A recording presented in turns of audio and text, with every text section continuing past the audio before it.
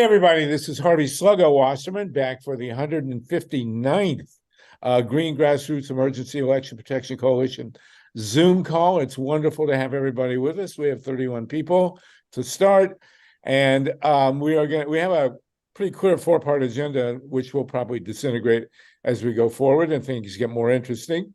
We're going to open with Andrea Miller and Ray McClendon, our great grassroots organizers. Glad to have you both with us. A very strong agenda on voting rights for the week. And what else is new?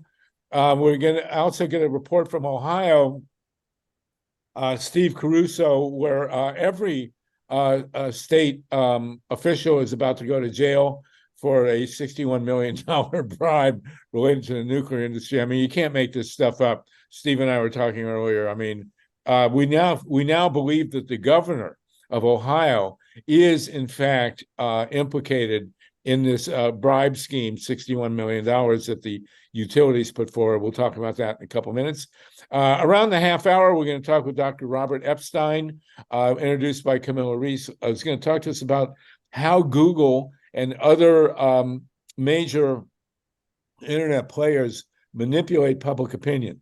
It's really, really interesting stuff. And Dr. Robert Epstein has done a lot of work on it. So we'll want to take a look.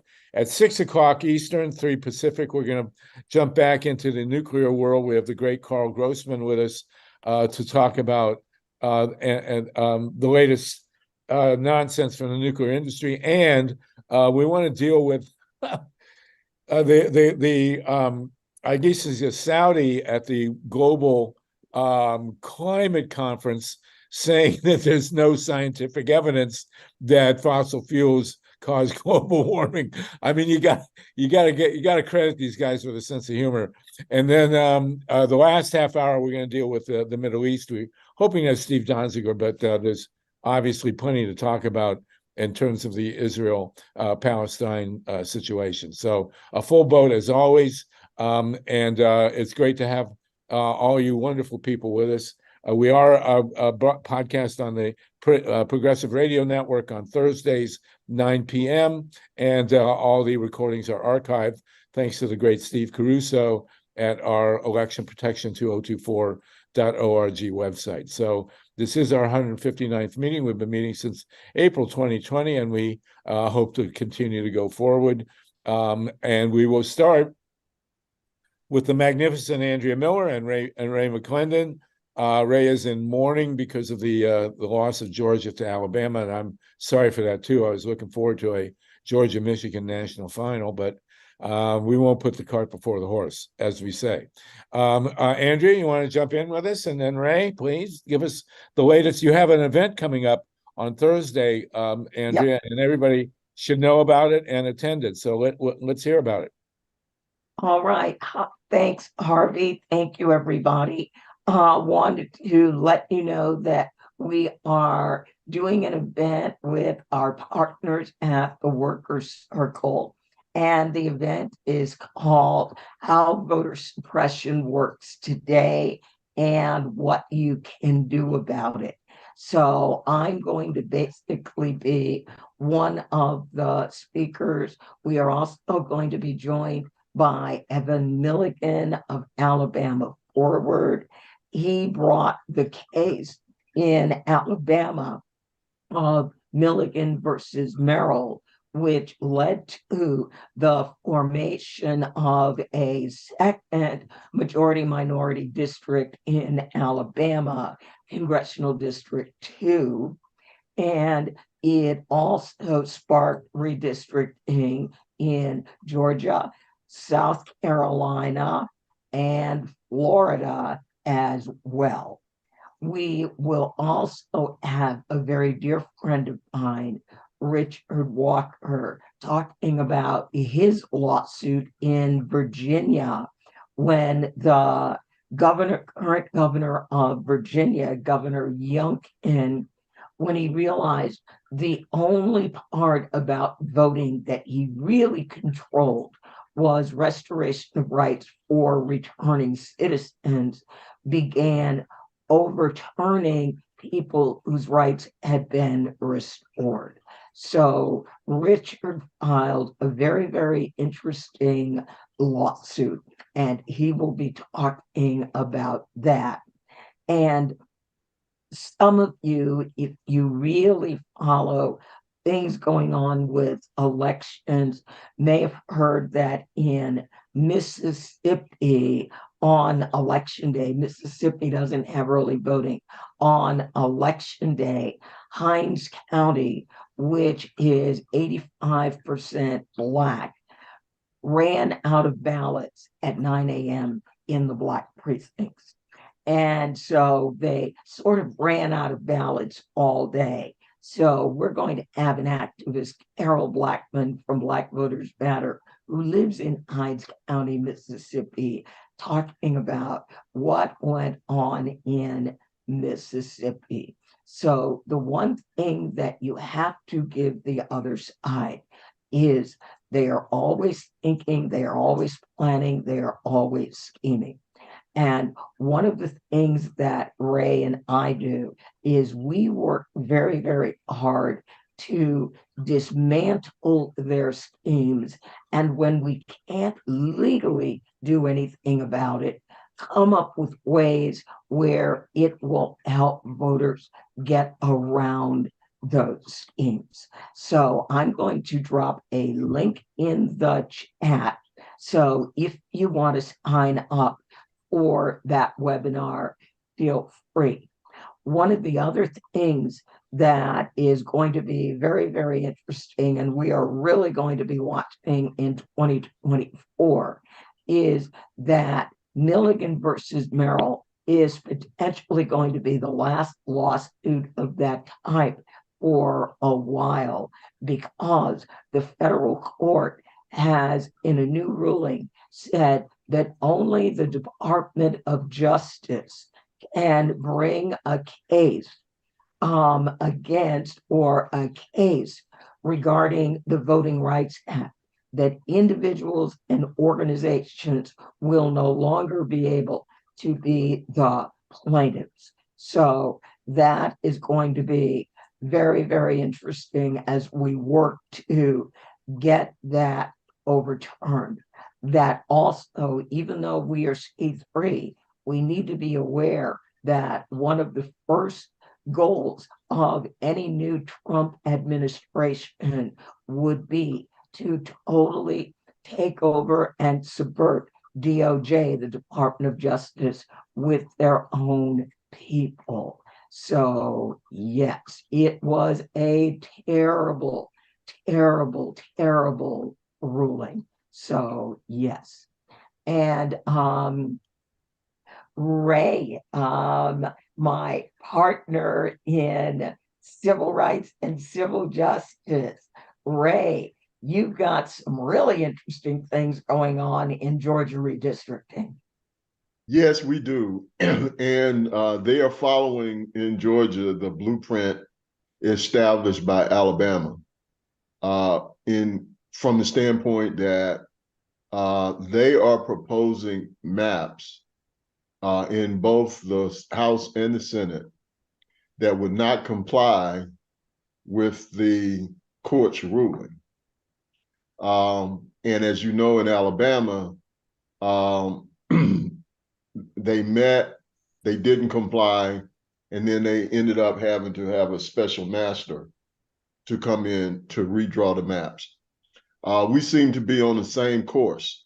The final vote has not been taken yet, but the votes have occurred in individual houses, and now they're reconciling those bills to move forward. This is a part of a pattern, everybody, that we need to understand, that the MAGA Republicans do not believe in the rule of law. They believe in their minority rule. And this pattern is that they will defy the court system in order to achieve their political objectives of holding on to power. Essentially, what they hope they can do here is to run out the clock, whereby they don't comply, they muddle things in the courts, hope to get another delay, and then get this into January or February and throw up their hands and say, gee whiz, well, we tried, they wouldn't do anything. So let's just go with the maps that we already have, which would be non-complying maps that would allow for Black voters to be disenfranchised for the second election cycle. Remember that we were disenfranchised in 2022. Now it will be again in 2024. And we see what the consequence of those gerrymandered maps are in the dysfunction that we have in the U.S. House of Representatives right now. So this is these fights are consequential. They are deliberately defying the rule of law. And we are going to continue to raise up the standard. We've been protesting. We've been talking with the Democratic members, and we are hoping to raise enough cane here that the judge will be able to move swiftly if indeed they do as we expect, and they will not comply with the order, that we can get it back in the judge's hands as quickly as possible.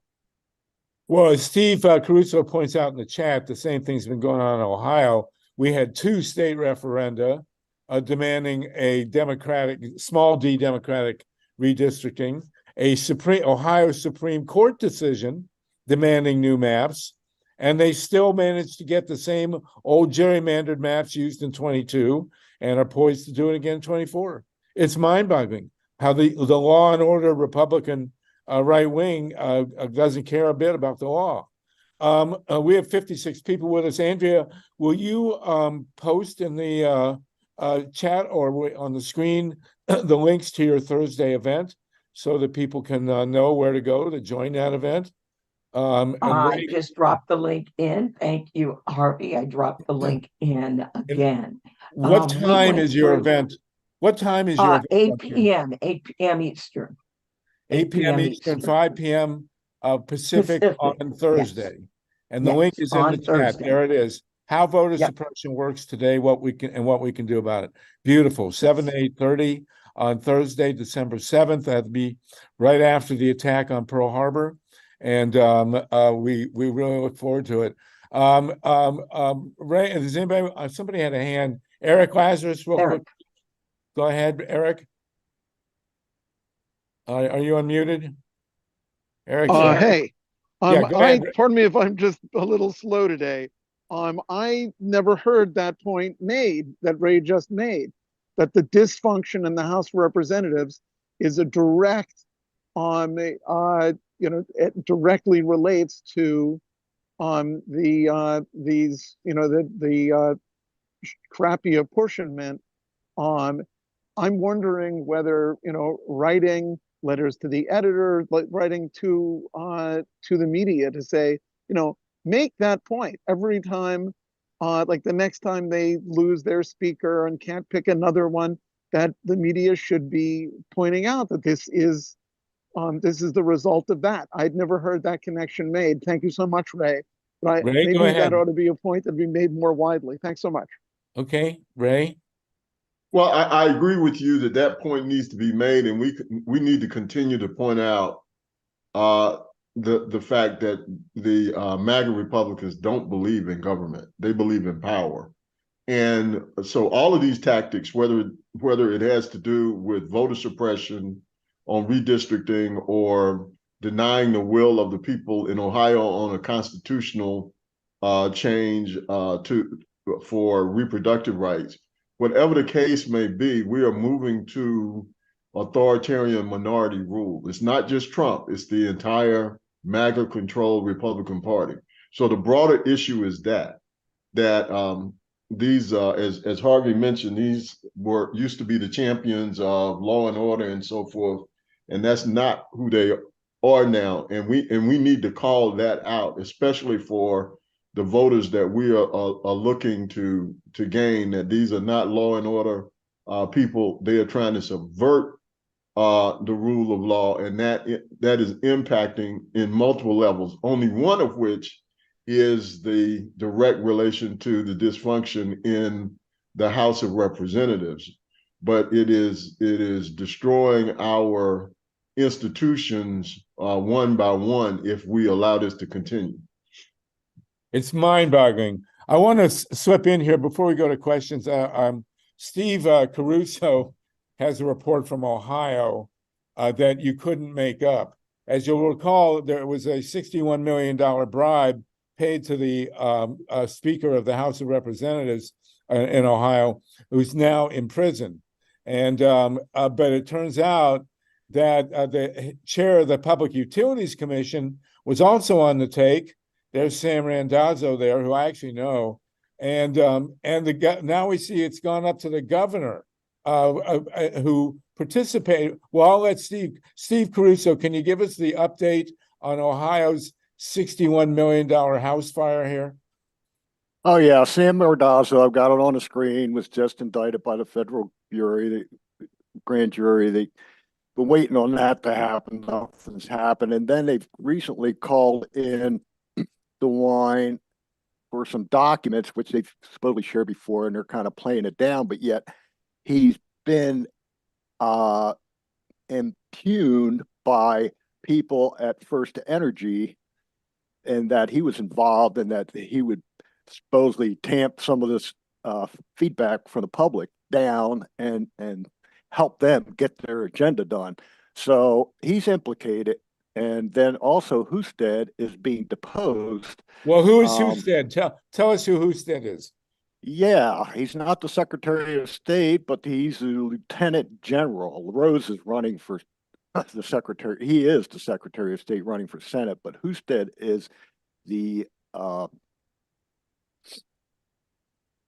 Lieutenant General. So Lieutenant Governor involved too. So there's Mike DeWine. Clean as a whistle, 11 children, totally anti-choice, straight arrow Republican governor of Ohio, who was once senator and, held every state office in Ohio. And he is now implicated in this $61 million bribe. This is the governor of Ohio, for God's sakes, and the Secretary of State, and the Attorney General, and the Speaker of the House. All participated in a $61 million bribe, whereby the Ohio taxpayer and ratepayer would subsidize $1 billion bailout for the nuclear plant. I mean, it's mind-boggling, totally mind-boggling. So there, Ray and Andrea, Ohio got nothing on you. It's truly amazing. Okay, very quickly, Ray, Andrea, did you want to jump in, or Steve, did you want to add anything to that? Ray? I think we've got some questions. Yes, we do. Ray, did you want to Okay. say anything before we go to questions? Okay. Justin, go ahead, Justin. Unmute. There you are. Yeah. So in California, we still do bribing. It's just through donations to the governor's office and for things like Diablo Canyon. But the as far as all of these reversals, to tell the other side that we're playing hardball, negotiating, and not just going to let them get away with it, right? On the courts, you may have to threaten the packing of the seats, right? We're expanding the court because of all these stupid decisions. But then on the case of redistricting and apportionment, it used to be that only 30 to 50,000 residents per elected official, per House of Representatives official, but now it's 700,000. And that hasn't changed since just after World War I, almost basically 100 years. And so you could threaten to actually bring back to the original standard for representation. And I'm pretty sure the Republicans wouldn't like that too much. Well, what's developed now, as Ray and Andrea pointed out, and Stephen, the MAGAs don't even follow the courts anymore. I mean, you had an open defiance of a majority decision of the Ohio Supreme Court on redistricting, handed down by a Republican Chief Justice, and they just blew off the Ohio Supreme Court as if it didn't exist. It's mind-boggling. Mary Stonewall Douglas, and then we'll continue. Mary? Yeah, when we talk about the suppression of votes, not many people realized before the pandemic that any absentee ballots, especially overseas citizens working for the company that's located in the United States that are overseas running the company, or our servicemen and women, and then the elderly at one point. But since the pandemic, their votes are counted now somewhat. But what it was is unless the presidential votes were within 250, they never opened the absentee ballots for the people overseas or the disabled in the United States. But now it's just the people overseas, whether it be servicemen or women or people working for a corporation. On top of that, states have been getting in trouble, like Ohio and other states, for not sending out the ballot to begin with, just because the person is overseas at this time, even though they're a resident of that state and they're doing their duty as a soldier or as a person working for a company. So we got to bring that to the forefront, because that's something we don't hear. And their votes, here's our servicemen and women, the number one people affected by who's in office, who never have their vote ever counted, because how often is it within 250? Well, the point that happened in 2000. As you recall, there was a huge uproar over overseas ballots, where the Bush people, Karl Rove people, manipulated the vote count of the overseas ballot, and it really affected an election that was decided by less than 600 votes. So, okay, so Camilla Rees is having trouble getting on. I'm not sure why, Steve. Maybe there's something that could come up. Oh, I see her. There she is. Andrea and Ray, do you have anything further you want to add? Andrea, tell us again about your upcoming event, please. Well, I will talk about, and again, elections are managed. Federal elections, state elections, they are managed by each individual state. So different states have different rules at different times. So Board of Elections can do very, very interesting things. We know in 2017, we had a Board of Election refuse to count any ballots that arrived the day before the election. They simply didn't go to the post office and collect those ballots. And they just said, nope, we're not counting them. So we sued. So what's really important is, what are the rules that your Department of Elections has on the books for when do we count vote by mail ballots? Under what circumstances will we not count them?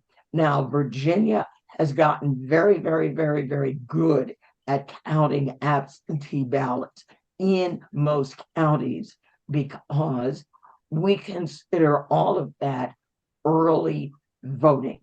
And not a lot of people pay attention to early voting, but early voting is part of my religion. So we encourage everybody to early vote, and we watch those numbers as they come in. So it is very, very important that we be very aware of what our election officials are doing.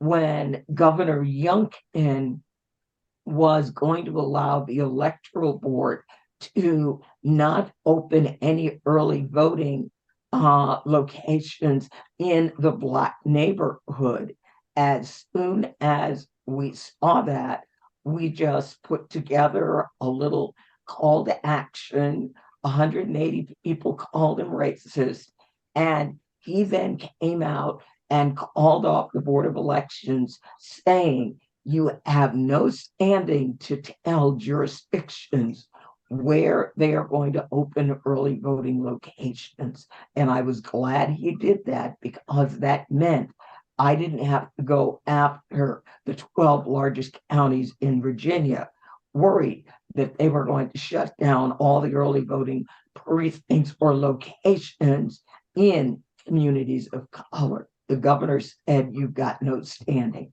And all the large counties opened all the early voting locations that they normally do. Let me reinforce what Andrea is saying. Make sure everybody's clear on this. We talked about this a little bit in the past. The battle lines are being drawn in counties with local election boards. And what the MAGA Republicans are doing is they're taking over 2 local institutions, school boards and election boards, because they want to be able to dictate what votes get counted and who controls that local political process. So they're going after that. That's why things like the democracy centers that Andrea is establishing in various states, and other local grassroots organizations that we collaborate with and coordinate with, are so vital going into 2024. This is not going to be a national fight. This is not something that the Democratic Party can fight or any national progressive institution. You got to get local, and you got to have the boots on the ground that are committed to ensuring that the kinds of things that happen that we've all seen about the RICO case in Fulton County with Coffee County, you need local presence that refutes that supports the people who would stand up against those MAGA Republicans that gave access to Trump's people to look into those votes. I can tell you there's probably another 50 or 60 counties that would have been happy to do the same thing in Georgia. And we need to be prepared for that.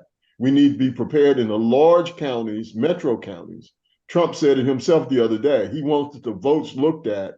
He mentioned Philadelphia, Detroit, and Atlanta. Why? It doesn't take a rocket scientist to figure out why he mentioned those 3 cities. Okay. And so we have to have that presence locally to deal with the people that he's putting in place. We just here in, I live in DeKalb County. We just had a woman in DeKalb County just get 500 people thrown off the rolls. Okay. And we're trying to get them back on the rolls right now. And she is an ultra MAGA conservative who thinks that Trump won in 2020. That's what the fight is going to be, it's going to be local skirmishes across these districts that you have to have local people committed to holding the line. It's mind-boggling. Thank you so much, both of you. Go Wendy, Steve, and then we're going to go to Camilla Rees and Dr. Robert Epstein. Go ahead, Wendy and Steve, please. Thank you. And sorry, it's a little late. I was listening on my phone. Thank you. So I just wanted to bring up a quick case that should be on everyone's radar. I'm sure it's already on Andrea's and Ray's, out of Arkansas, where the NAACP there sued for gerrymandering, basically, and it's more complicated than that. But the court ruled that they didn't have basically to sue because they're not because they're private citizens, and they're claiming that the 15th Amendment doesn't allow private citizens to sue under the Voting Rights Act, and only the Attorney General can. And they cited a bunch of cases that they're just making a big word salad on it. I think we'll continue on this. I'm trying to find someone to speak on this more later, but it's just a really interesting case because I think it's heading to the Supreme Court. And if the Supreme Court holds up that only the Attorney General can sue for private citizens' rights under the Voting Rights Act, that's just a whole new world. So I wanted to bring that up. Thank you. Yeah. I'll say something quickly on that. Andrea mentioned it earlier. The Arkansas is a part of the 8th Circuit, and that's the circuit that ruled this way. Right now, there's splits in the circuits across the country. So it will be headed to the Supreme Court. As an example, that doesn't impact any of the current suits that we have now. It wouldn't impact a new suit now unless say here in the 11th Circuit, where Georgia is, they ruled similarly in Georgia. But to the point, it is headed to the Supreme Court, but it is not the law of the land yet. It only impacts those states. I don't know how many they are, but Arkansas is one that's a part of the 8th Circuit. So very simply, it's a method to gut the Voting Rights Act by forbidding anybody except a government official from suing the Voting Rights Act, which is I saw a statistic. That said, out of the 180 plus suits that have been brought, only and I think prevailed, only 15 of those came from the Justice Department. So it would dramatically curtail the amount of scrutiny that was going on with these voting rights issues under the Voting Rights Act. And this obviously is a huge deal, and Andrea will be discussing that on Thursday, among other things, in her call. Steve Caruso went, and Julie, and then we're going to go to CAMILLA REES and Dr. Robert Epstein to talk about Google manipulation of people's public opinions. Very hot topic. Go ahead, Steve, and then Julie. Yes, in the Constitution, it says that people have the right to petition the government, and there's talk online saying that that includes the courts too, and I don't know why it wouldn't. And also, if Congress is dominated by the Democrats, they can go ahead and make any rules about elections they want, except for the time and the place of election of senators. That's what the Constitution says. So if we ain't there yet, and thank goodness for Ray and Andrea and all the work they're doing on all this. Thank you. I agree 100%. Julie Weiner in New York. You got Camilla's. Yeah, I'm going to go to Julie, then we'll wrap this up, and then we're going to move into with Dr. Robert Epstein. Go ahead, Julie, please. Are you there we go. Okay, I think I got it. Thank you. Julie's in New York. I'm in New York, and New York State allows citizen organizations to sue agencies of the New York State government when they fail to carry out the law in New York State. So I just want to celebrate with you all that just before the deadline, within a couple of days of the deadline, of a terrible action that was taken by the New York State Board of Elections, August 2nd, before the December 2nd deadline, Common Cause and the Black Institute have sued the New York State Board of Elections under Article 78 provisions to reverse their certification of the ES&S Express Vote Excel hybrid barcode counting voting machine, because it denies voters the right to verify their ballot before it's cast and counted, because it counts with barcodes. So anyway, we've discussed that through the months, and Julie, it's great to have you on that case, and it's important information. That's a very big deal, and let's talk about it in more detail next week if we can. Great, happy to. Yes, and before we move on, I want to point out that even referenda are not sacrosanct when it comes to the MAGA Republicans. In Florida, we know that a referendum passed overwhelmingly to re-enfranchise ex-felons, and the state legislature jumped in with this ridiculous demand that they pay fees and disenfranchised at least 1 million people. And that's why Ron DeSantis is the current dictator of Florida. And we're now having a similar situation in Ohio. We just had a referendum pass overwhelmingly legalizing pot, and already the MAGAs are coming in there and tearing apart the will of the public. Ray and Andrea, is there anything further you wish to say before we go to CAMILLA REES and Dr. Robert Epstein?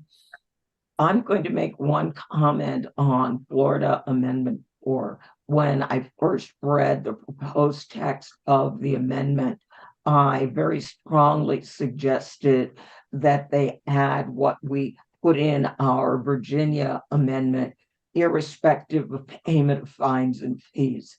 Just that 3 simple words would have made that amendment strong, and the legislature could not come back and say, whoa, wait a minute, you've got to pay your fines and fees. So when we draft legislation, we have to think about what are the unintended consequences, and we also have to think about how can people of bad intentions turn this and subvert it. Thank you very much. Andrew, we'll see you on your event Thursday night. Great to have you with us as always. Ray, do you want a final word here? I'm good, thanks. Oh, it's always great to have you both on. Please come again next week and we'll continue this ongoing saga of voter repression. Okay, we're now going to move to a related topic, one we haven't talked about before in all our years, and we got CAMILLA REES to thank. CAMILLA, do you want to come on and introduce Dr. Sure. Epstein? Sure.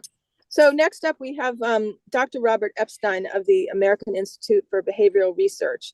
He's a behavioral researcher and psychologist and data scientist and programmer, and he's been studying human behavior and ways to change it for decades. In fact, he was the last doctoral student under B.F. Skinner at Harvard. And his institute, more recently, the past 16 years or so, has been studying the online manipulation of voters by Google, and also the online manipulation of children. Manipulation, censorship, and they do this through a Nielsen-like system that is monitoring people's computer screens across the country, now in 50 states. And his research has been published in the Proceedings of the National Academy of Sciences and PLOS ONE, and he's testified in Congress about his findings and also spoken with many attorneys general. He says that since about 2015, about 25% of national elections globally have been decided by Google, and that this online threat to democracy is extremely important that we understand. We may not like some of his findings, nor did he, but it's important that we understand the ramifications of what he has found is happening in the U.S. and other countries. So, Dr. Epstein, welcome, please. Thank you. Can you hear me okay? Yeah, you're good. And you're speaking to 63 people. You're being live webcast, and this will be rebroadcast on the radio in New York City. So it's great to have you with us. Tell us about Google manipulating us. Sure. Well, it's a pleasure and an honor to be on your program, and I was just listening in for a few minutes, and I can see there's a lot of expertise here, a lot of passion, and a lot of interest in election integrity. And that's what I want to talk to you about, but probably an aspect of it that you're not currently familiar with. I should point out also that by way of my other credentials, besides my academic ones, that I've always leaned left politically. At the moment, I'm considered a kind of a darling among the right, which really bugs me. That's an understatement. I'm just saying it as politely as I can. But let me explain why. What I've found, what I've discovered, and again, the work that we do is extremely rigorous scientifically, and we publish in peer-reviewed journals. We present at scientific meetings. What I'm talking about is not speculative. It may have been 10 years ago, but not anymore. What I need to tell you about, need to inform you about, is about a serious threat to election integrity that is operating in ways generally that you can't see. It's operating on a scale that is mind-boggling, and the numbers are astonishing. And generally speaking, as we've made discovery after discovery over the years. I haven't believed the numbers myself, but I believe them now. I've come to believe them over time. And there have been leaks from Google and other companies, leaks, whistleblowers, leaks of emails, documents, PowerPoint presentations, videos, all of which have confirmed the most problematic, the most terrifying of my scientific findings. Okay, so what have we found? What are we doing? Well, since 2013, my team and I, and we operate at a nonprofit, nonpartisan research institute, which is a 501c3. My team and I have been looking at discovering new ways of influencing people, of manipulating people, of taking particularly the votes of those who are undecided and pushing them one way or another. We've been discovering ways in which the internet has made that possible, which have never existed before in human history. Never. And unfortunately, these techniques have been developed by and are exclusively in the hands of a couple of big tech monopolies, Google being by far the worst of the culprits.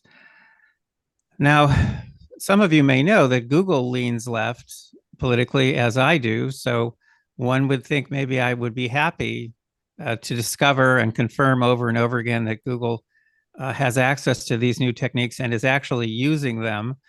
But I'm not happy about that at all, because the problem with Google is, they might be supporting the left today, at least in the United States, but you don't know what they're going to be doing tomorrow, because they're not accountable in any way to us, to the people. Their executives don't even turn over, generally speaking. And by the way, they don't necessarily support the left around the world. In Cuba, they support the right.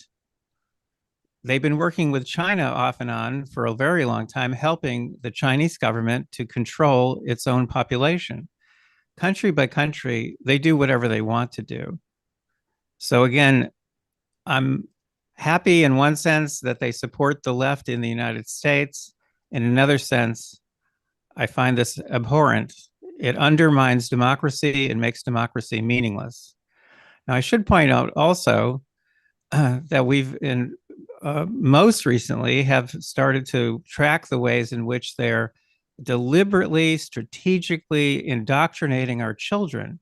Now, I'm a parent of 5, and I can't even tell you how much I object to that.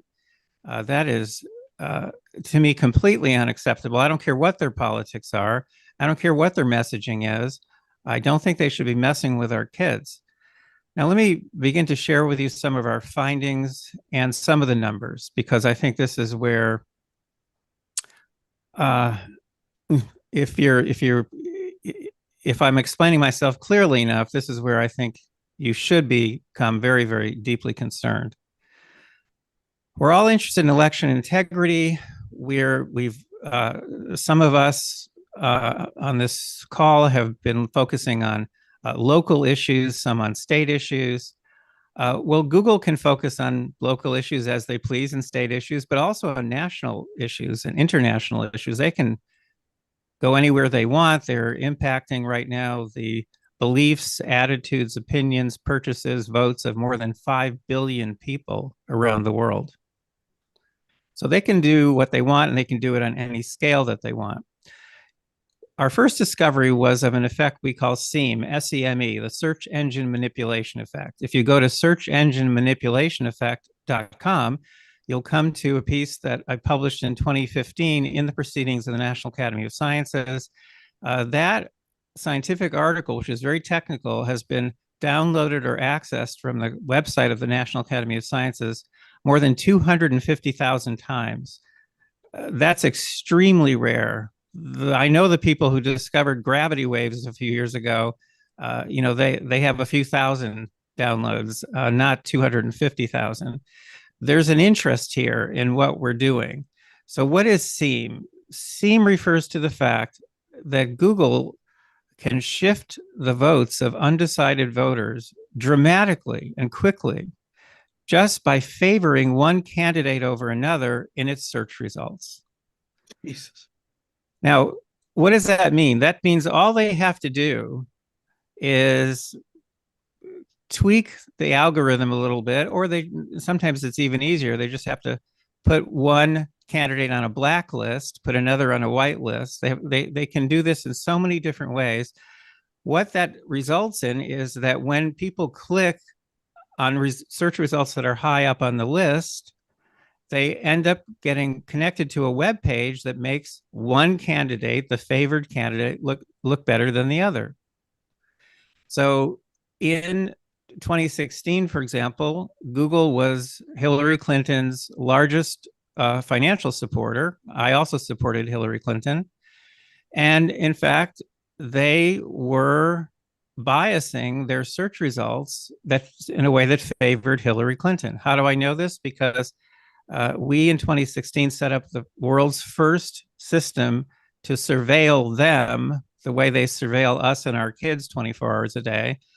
We recruited 95, we call them field agents, all registered voters in 24 states. We equipped their computers with special software that we developed that allowed us, in effect, to look over their shoulders when they were conducting searches for anything politically related, anything, the wall, immigration, anything at all, on Google, Bing, and Yahoo. And we preserved 13,000 searches.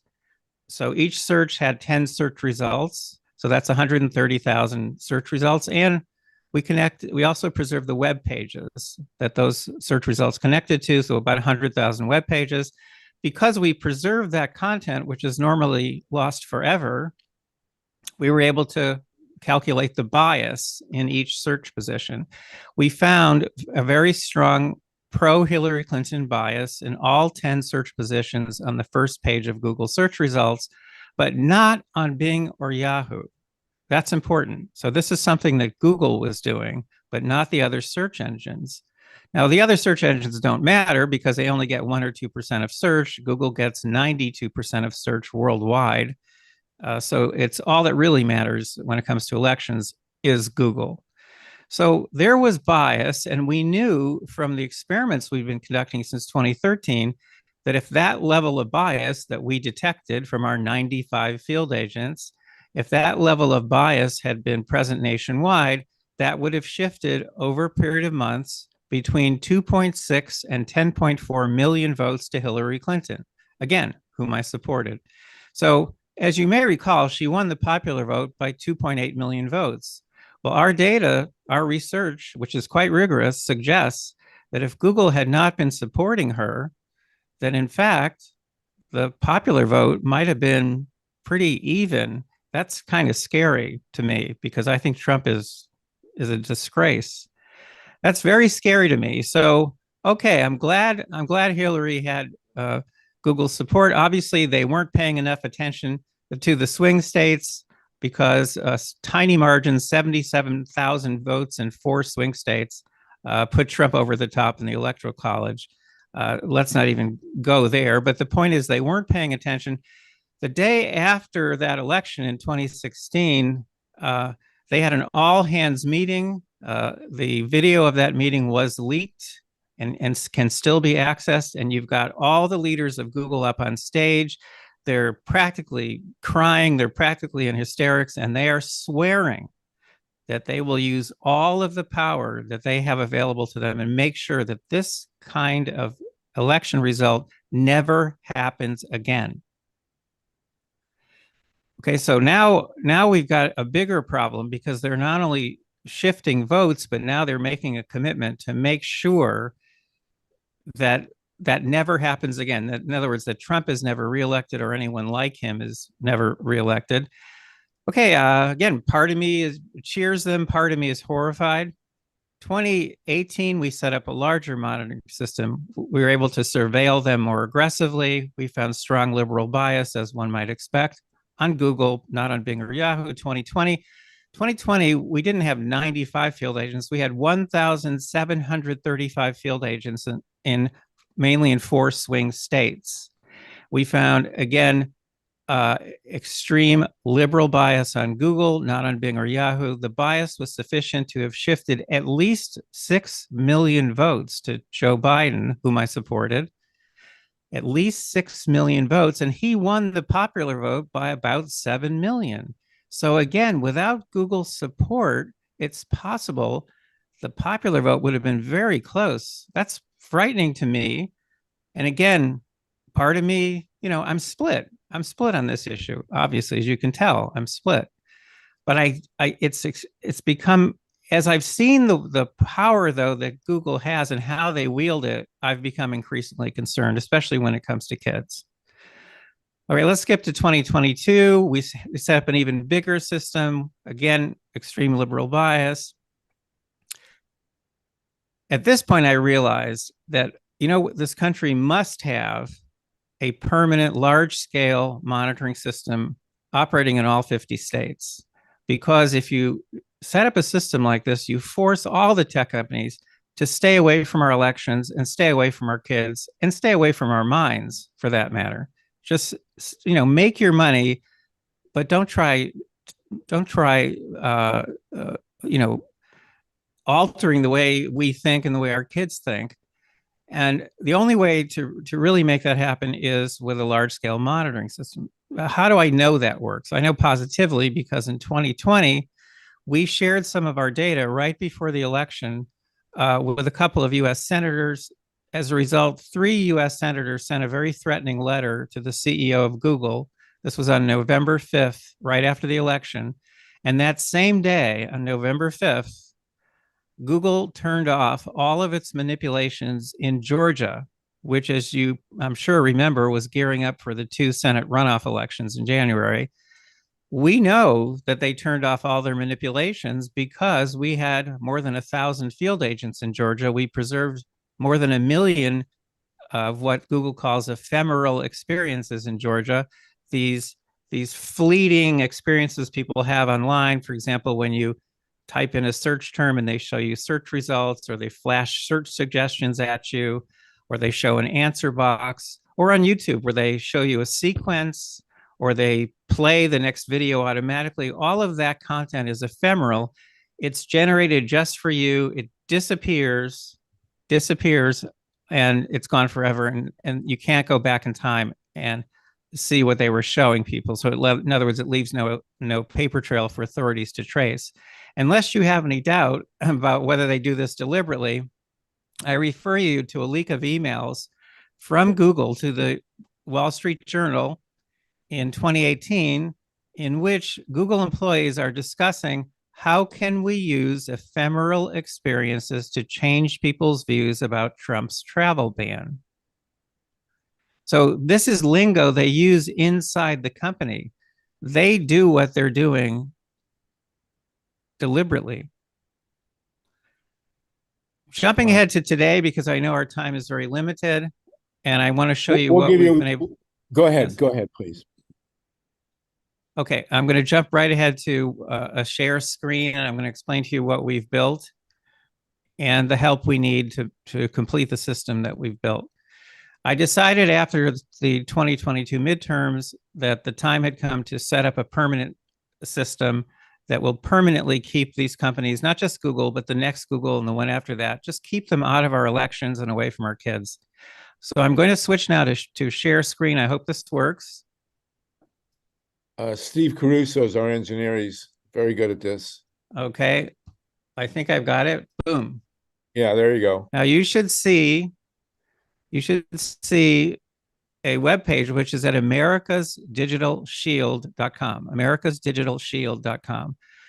If that's too much for you to type, go to ourdigitalshield.com. That'll work as well.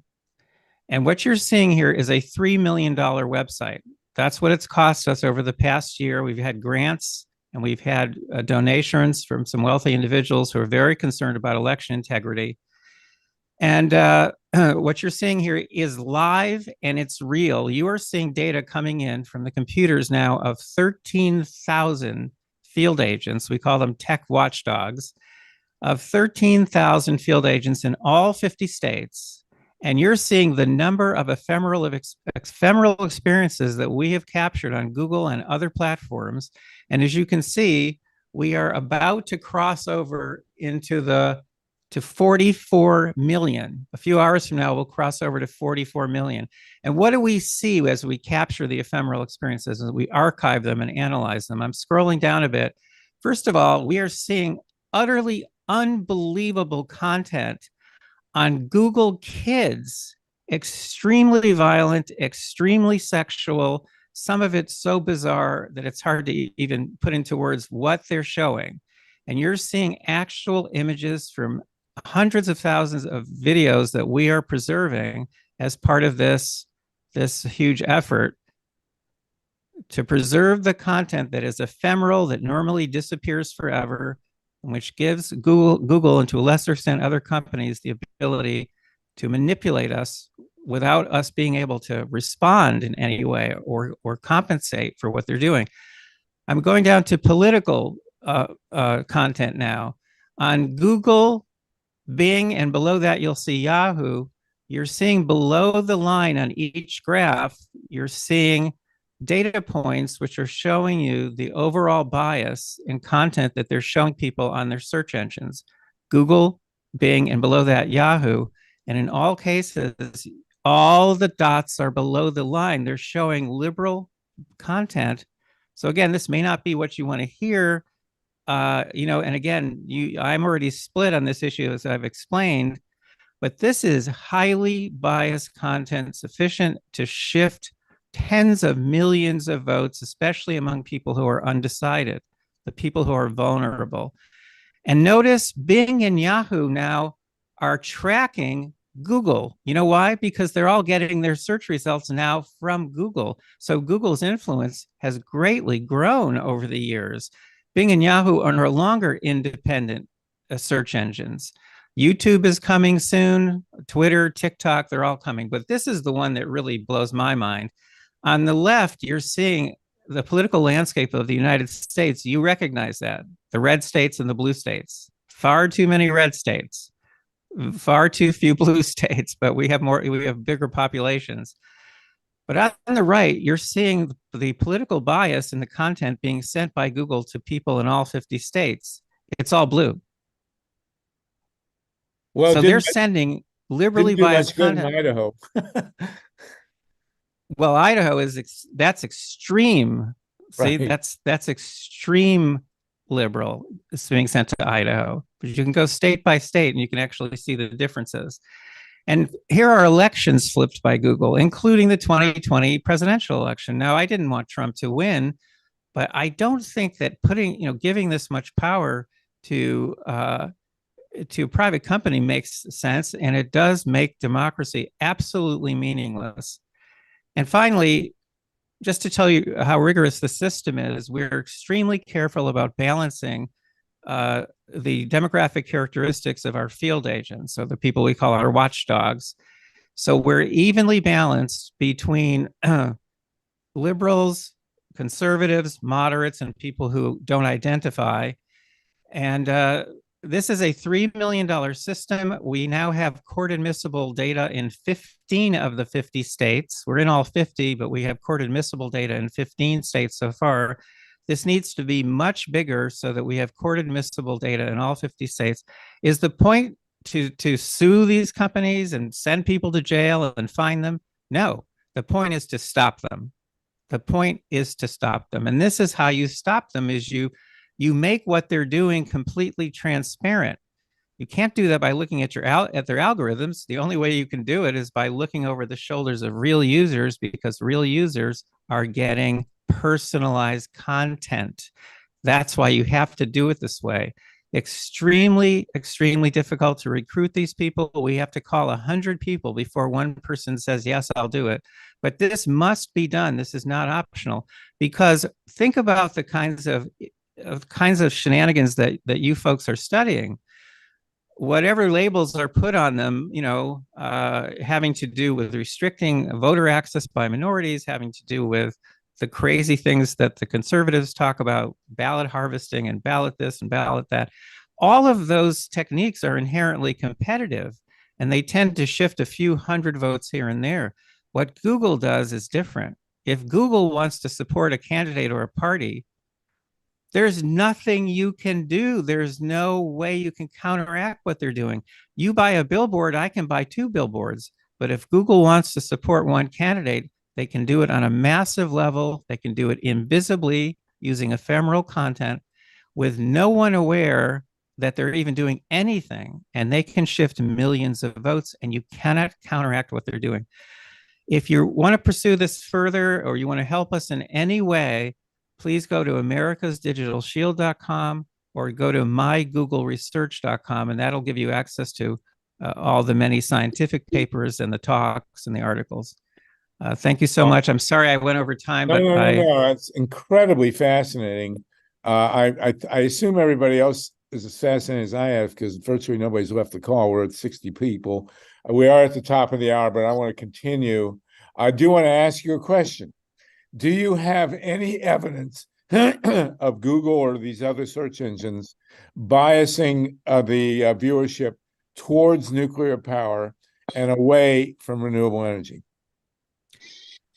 Okay, I am extremely interested in that issue, and I can give you good news and bad news. The bad news is we have no evidence of that sort because we haven't looked at it. The good news is the monitoring system that we've set up is so flexible that if we wanted, literally by tomorrow, we wanted to have data on that to see whether they're, what kinds of content they're sending out and whether it's biased one way or the other, we can do it. We can monitor anything at this point, and we have a big enough system so that and you can see we've learned how to analyze data so fast, literally in real time, that we can get answers to questions like that very, very easily without a system like this in place. Yeah. I would love to see data on that, because we are, those of us in the safe energy community, you can take down the shared screen if you want. Those of us who are concerned with nuclear power and energy technologies that destroy the earth are kind of at a loss to understand why this push from nuclear seems to resonate with so many people, because it's absolutely insane. And there's absolutely no reason why the public should favor nuclear energy at this point in time, because we have a booming renewable industry that clearly benefits the planet and the economy and the job picture. And yet we seem to be, at this point in time, treading upstream, and we see people believing utter nonsense coming from the nuclear power industry. So if you're at all inclined, we'd be interested to see what kind of bias might be coming from Google. The second question I wanted to ask you is, what is it with the children? What are they putting out there, and why that would be so manipulative in a bad way of children? Well, first of all, we know in links from the company that they are deliberately engaged in a large-scale campaign of indoctrination of children. So that we know for sure. For what? We don't know what are they indoctrinating? They're indoctrinating. Well, they're trying to indoctrinate values. And so there's one of the leaks from the company is an 8-minute video, which is called The Selfish Ledger. If you go to The Selfish Ledger and then put not my name in there, please don't use google.com. Please stop using that. That's an extremely aggressive surveillance platform. Use Brave. The Brave browser does not track you. Use the Brave search engine. It doesn't track you. There are ways to use the internet so that no one tracks you. If you go to myprivacytips.com, you'll come to an article of mine which begins with the sentence, "I have not received a targeted ad on my mobile phone or computer since 2014. So if you want to know how I do that, go to myprivacytips.com. The point is, to answer your question, there's no question that they're after our kids, because that's how you control the future, is you go after the kids, and kids are extremely, extremely vulnerable. So how they're using the content they're using to achieve their ends, I'm not sure, but that leaked video that I just mentioned, The Selfish Ledger, actually talks about the ability of the company to re-engineer humanity according to, and I'm not kidding you, it's in there, according to Google's values. It doesn't say company values, it says Google's values.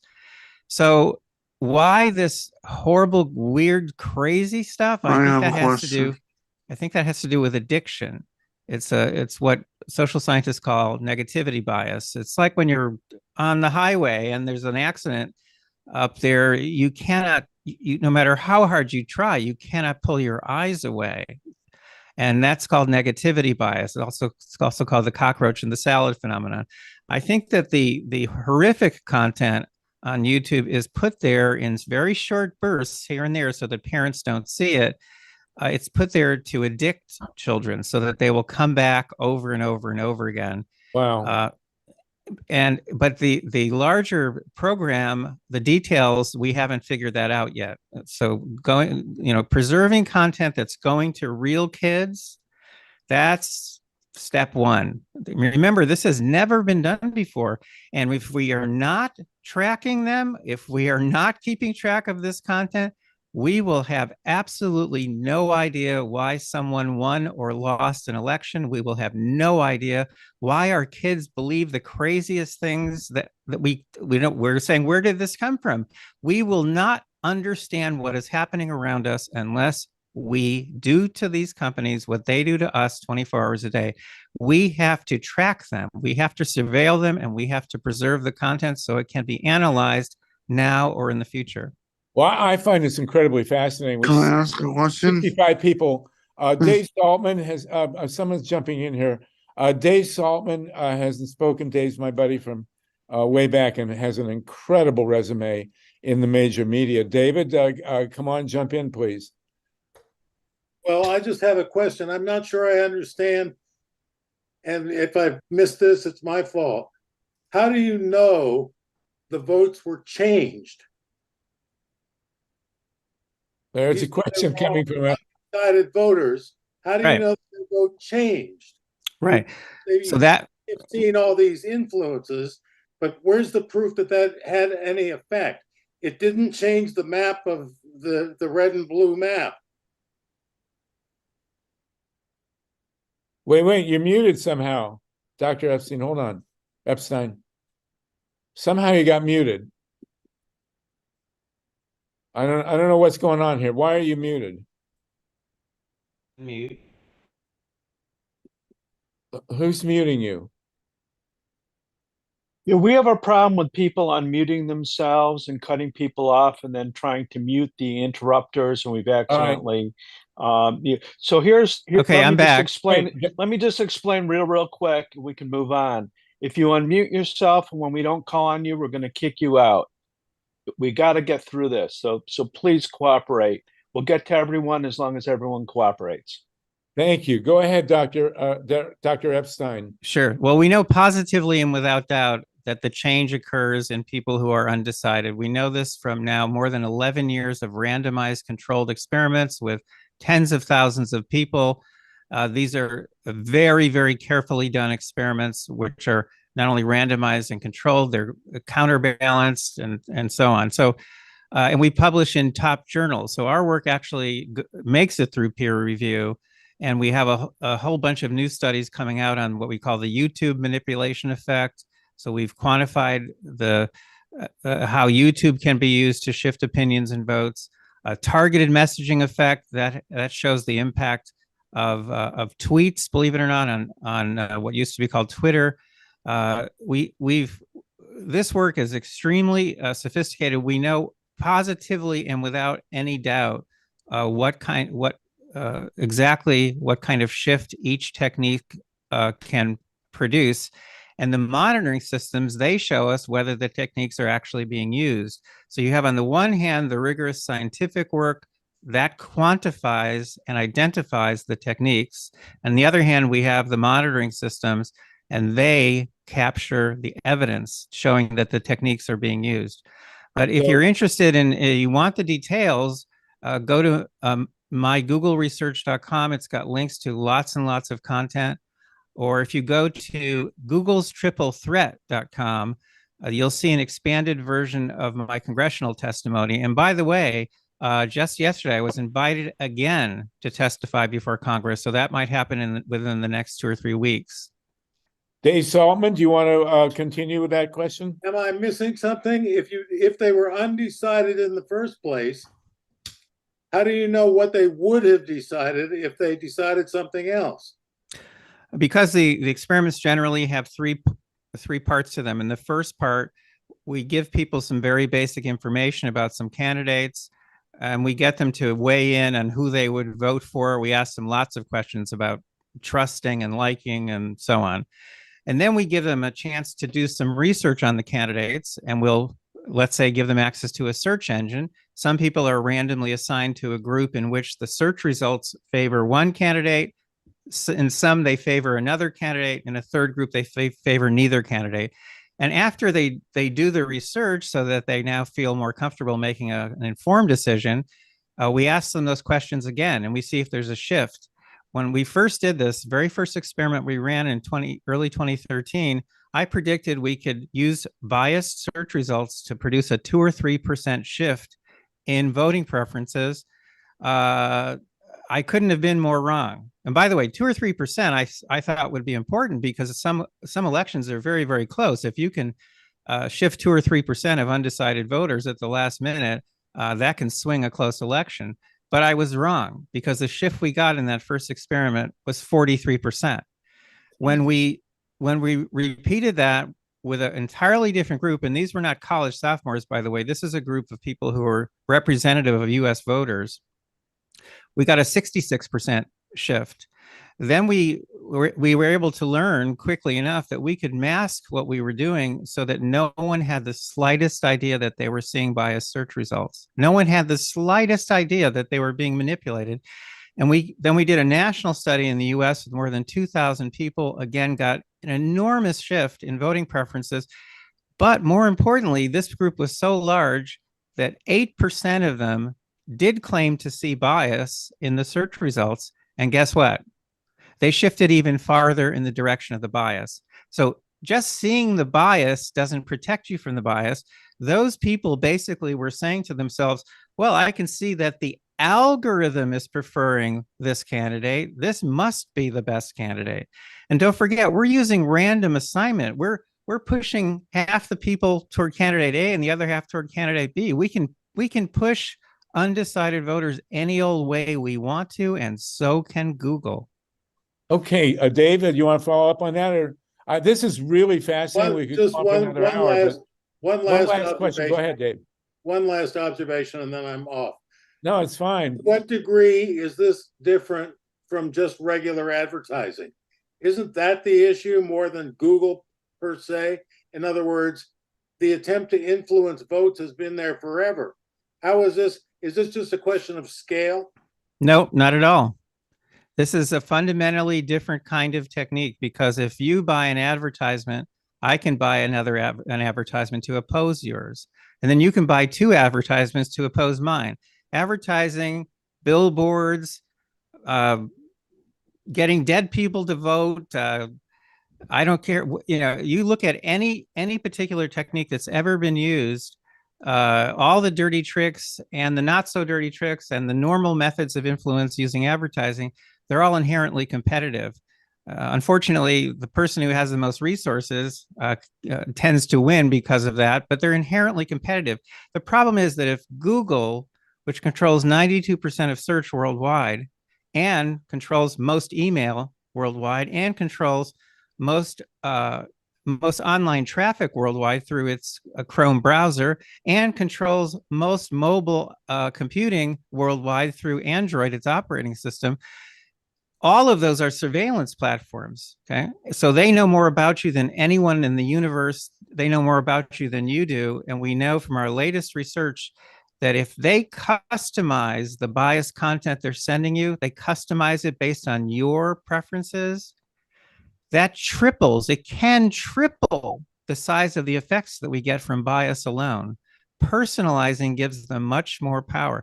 So in other words, Google is it's a whole new world of influence that has never existed before, because if they want to support one candidate or party, there's nothing you can do. They Wow. control the platform. Wow, that is huge. I think I'd like to have you back next year in January to go over this again, because I'm sure people's minds are blown by a lot of Julie Weiner just put her hands on her head. I mean, this is mind-boggling. Nobody has left. I do want to introduce you, and I hope you'll stay with us. Dave Saltman, Dave Saltman is at the top of the heap here in terms of media experience. And Dave, is there anything else you want to ask him right now, or do you want to wait for another time? Go at him. Okay. Dave is really essential to a lot of this. Dr. Epstein, this is mind-boggling stuff.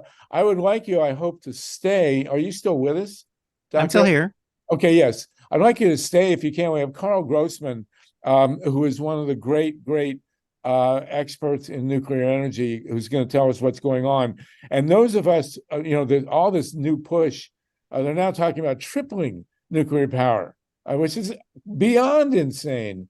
And we are wondering where this is coming from in terms of public opinion. And we're wondering if we have talked about this, if the internet influencers, as we'd call them, are pushing the public towards nuclear energy, which makes no sense at all. So if you got a minute to listen to Carl, and if you would do us the favor of maybe investigating some of that agenda that might exist with Google and others, that would be very, very interesting to a lot of people. Mike Hirsch Mike, you got your hand here? Yeah, thank you, Sluggo. And this is absolutely fascinating data, Dr. Epstein. Absolutely incredible. I applaud your efforts, and you're doing an incredibly great job. I have to make a few points, and these are very important. They may sound nitpicky, but Google does not in any way, shape, or form have a left-leaning philosophy. There's no evidence that it's left-leaning. It's not even centrist. It's corporatist, and it's far to the right of where Richard Nixon or Dwight Eisenhower were in the Republican Party. It's not anywhere even near where Goldwater was, who believed in privacy and had some libertarian principles. Google leans far more corporate and so dedicated to systematically invading people's privacy and manipulating them, that there is absolutely nothing liberal about it. And so I think your terminology itself has an unintentional bias. I'm not accusing you of doing this on purpose, but I think it's very important for everybody to understand that the mainstream of the Democratic Party may be moderate. The leadership is conservative. The Republican Party is far to the right. And when you talk about a centrist, you're talking about somebody like Bernie Sanders, whose policies are overwhelmingly popular with the American people. And Google did not support Bernie Sanders. Hillary Clinton is in no way, shape, or form on the left. She's not even to the left of Trump on several important issues. What she is a loyal Wall Street corporatist, a neoliberal, which is something that's neither new nor liberal. It's a misnomer. And it's very important that we understand that Hillary Clinton was president of the College Republicans. She was on the Walmart board of directors. And there's nothing left or liberal about her. And there's nothing left or liberal about Google. And I think that if you re-examine your methodology and terminology with that understanding, I think the differences will be even more stark and even more threatening. Mr. Wasserman, may I reply? Yes, please. I want you to understand, Mike Hirsch is one of the co-conveners of these calls, and very, very well placed in the politics of the various movements, including Progressive Democrats of America, which is, as you well know, and what he just said is probably indicative of a strong majority position at Progressive Democrats of America. Carl Grossman, I've asked you to come on to talk about nuclear. I hope you've got time for this. Carl is scheduled next. He's a full professor on Stony Brook. No, it's a different school on Long Island. Westbury. Old Westbury, Right. professor of journalism. poised to talk about nuclear power, but Carl, I'm sure you're as interested in this as the rest of us, and we'll get to you if that's okay. Sure, fine. No Okay, problem. excellent. Okay, Dr. Epstein, go ahead, please. Well, you're using language differently than I do, and I don't want to quibble about language. I will simply point out that 96% of Google's donations for years have gone to Democrats. That Hillary Clinton's chief technology officer, Stephanie Hannon, was a former Google executive. That Clinton's largest donor in 2016 was Alphabet/Google.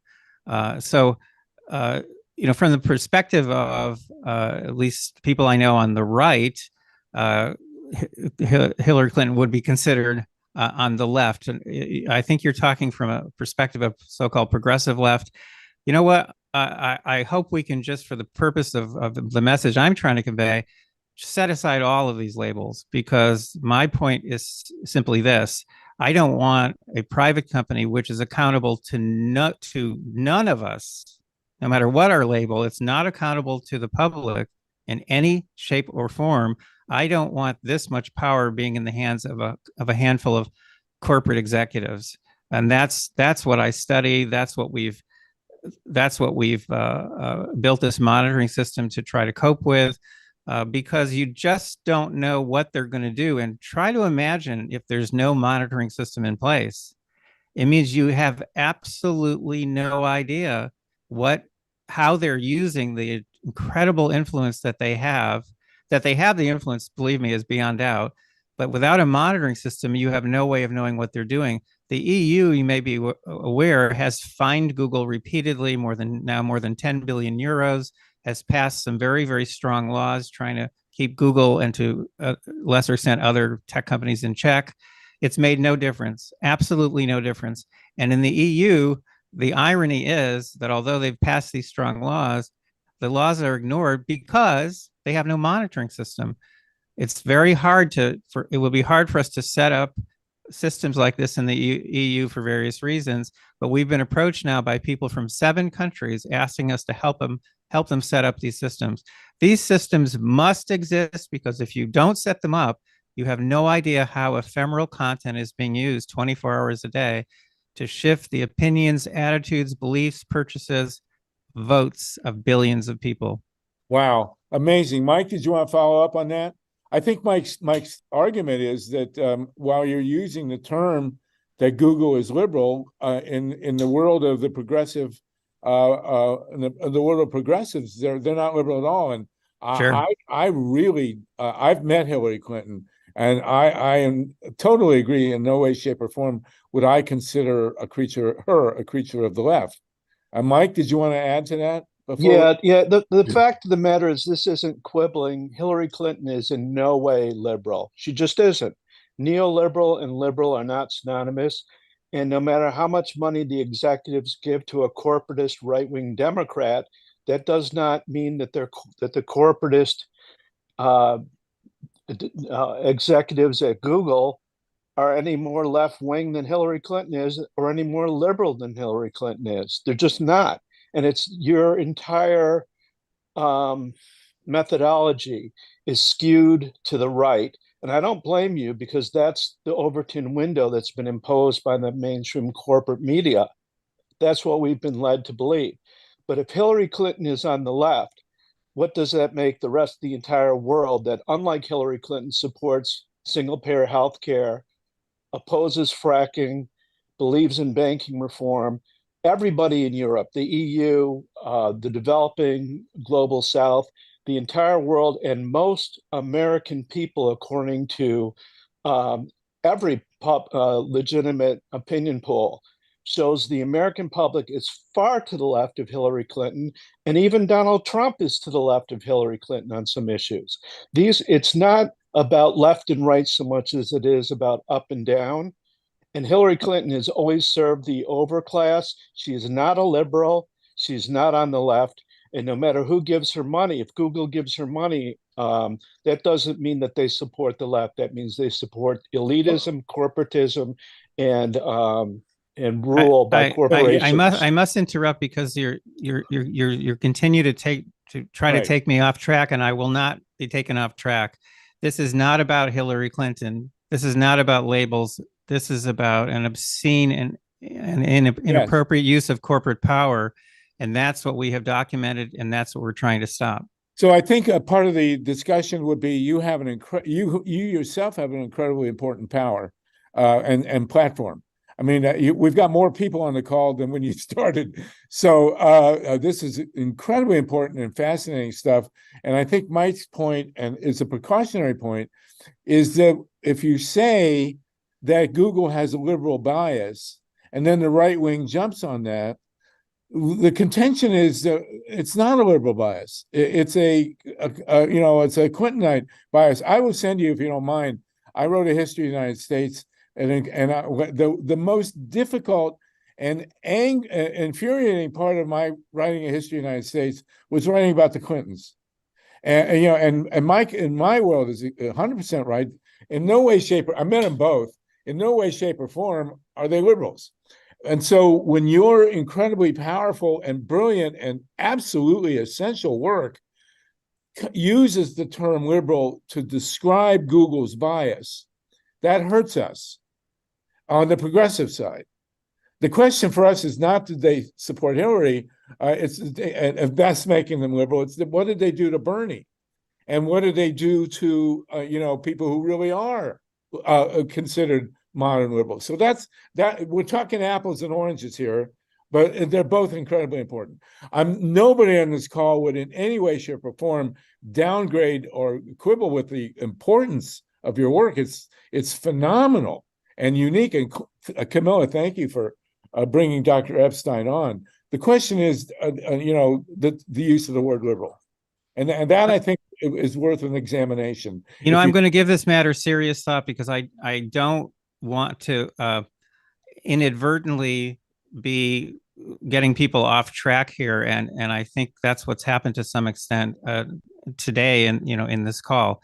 No, it's great. It's really great that we're having this discussion. But to me, I'm not concerned about those issues, believe it or not. I am concerned about, again, the obscene and inappropriate use of corporate power, which is growing. It is growing by the minute, because internet penetration is growing around the world. So if I'd given this talk a year ago, I would have said they were impacting the beliefs and votes and so on of 4 billion or 3.5 billion. Now it's over 5 billion. So, they're exercising this power around the world. And, the fact of the matter is that they're very secretive about their actual position on issue by issue or candidate by candidate, party by party. They're very secretive. I mean, that makes it even worse, in effect. Yes, exactly. It's just not knowing what it is they're trying to achieve, and them denying, of course, that they are trying to achieve anything, which is so ludicrous. And the fact that we see, consistent bias in one direction or another, that should cause you concern too, no matter what the labels. I think we all should try, especially hard these days, to try to avoid labels. But when it comes to this issue in particular, I'm not concerned about the labels, because, as I said, in different countries they do very different things. Right. They do whatever in that sense, that's corporatism. They do whatever serves them. Exactly. But meanwhile, they do have this agenda, which Facebook does not have, as far as we can tell. They actually have an agenda of wanting to re-engineer humanity according to their own values. Right. And we don't know exactly what those are, but we know that they have the power to do it. Exactly. You've made that point. It's an incredibly important point, especially, like Dave asked, to see the kind of data that you've accumulated. For Carl Grossman and I and the rest of us who work on energy, I would be really interested to find out, we would all be really interested to find out what their bias is on energy. Are they supporting nuclear? Are they opposing renewables? I would really, so when we get to the nitty gritty, once we acknowledge what about that, here we had Carl on to talk about, and I want to, if you don't mind, those of you who raised your hand, I want to jump very quickly to Carl while I have Dr. Epstein on to inform us. Carl expected to be on a half hour ago, so please, those of you with hands, if you'll give us forbearance. Carl, can you tell us, and Dr. Epstein, what we're hearing now, just within the last couple of weeks, of a proposed tripling of nuclear power on this planet? It's completely insane. Where is this coming from, Carl Grossman? Well, it just actually has begun in the last couple of days, and it involves the COP28 conference in the Emirates, which is being held, well, it's over on November 12th. And it began in a very suspicious way.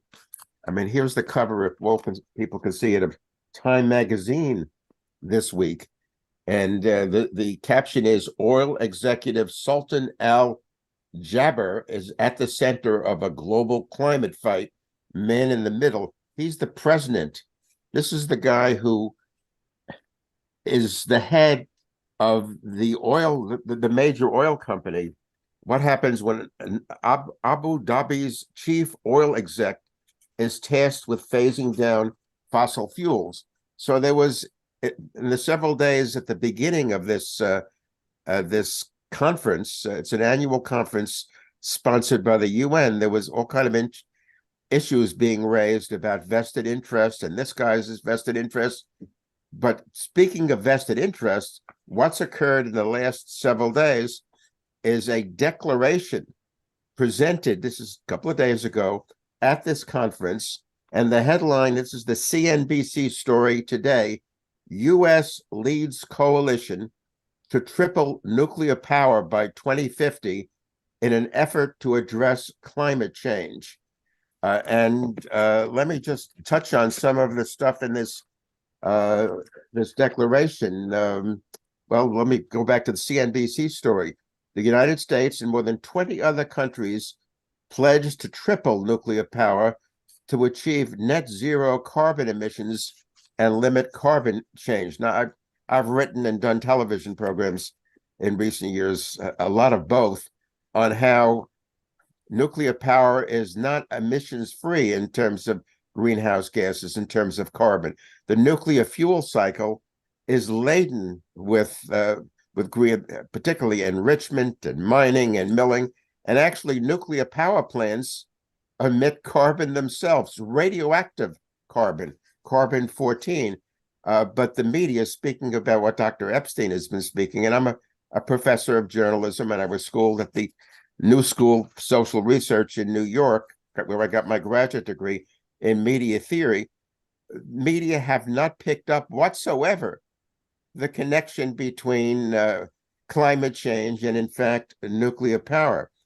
Nations signing in, I mean, we can scream and yell about Biden doing this and his climate envoy, John Kerry, representing this point of view at the climate conference. But other nations signing in, can over 20 include the United Kingdom, Canada, France, Japan, Hungary, Sweden, the Netherlands of all places, Ukraine, Czech Republic. I can go on and on. And let me I'll close in a few minutes, but their declaration tells the story, and it's online, recognizing the key role of nuclear energy in achieving global net zero greenhouse gas emissions. Baloney, baloney, baloney. Speaking of big lies, what follows then are a series of paragraphs, all beginning with the word recognizing.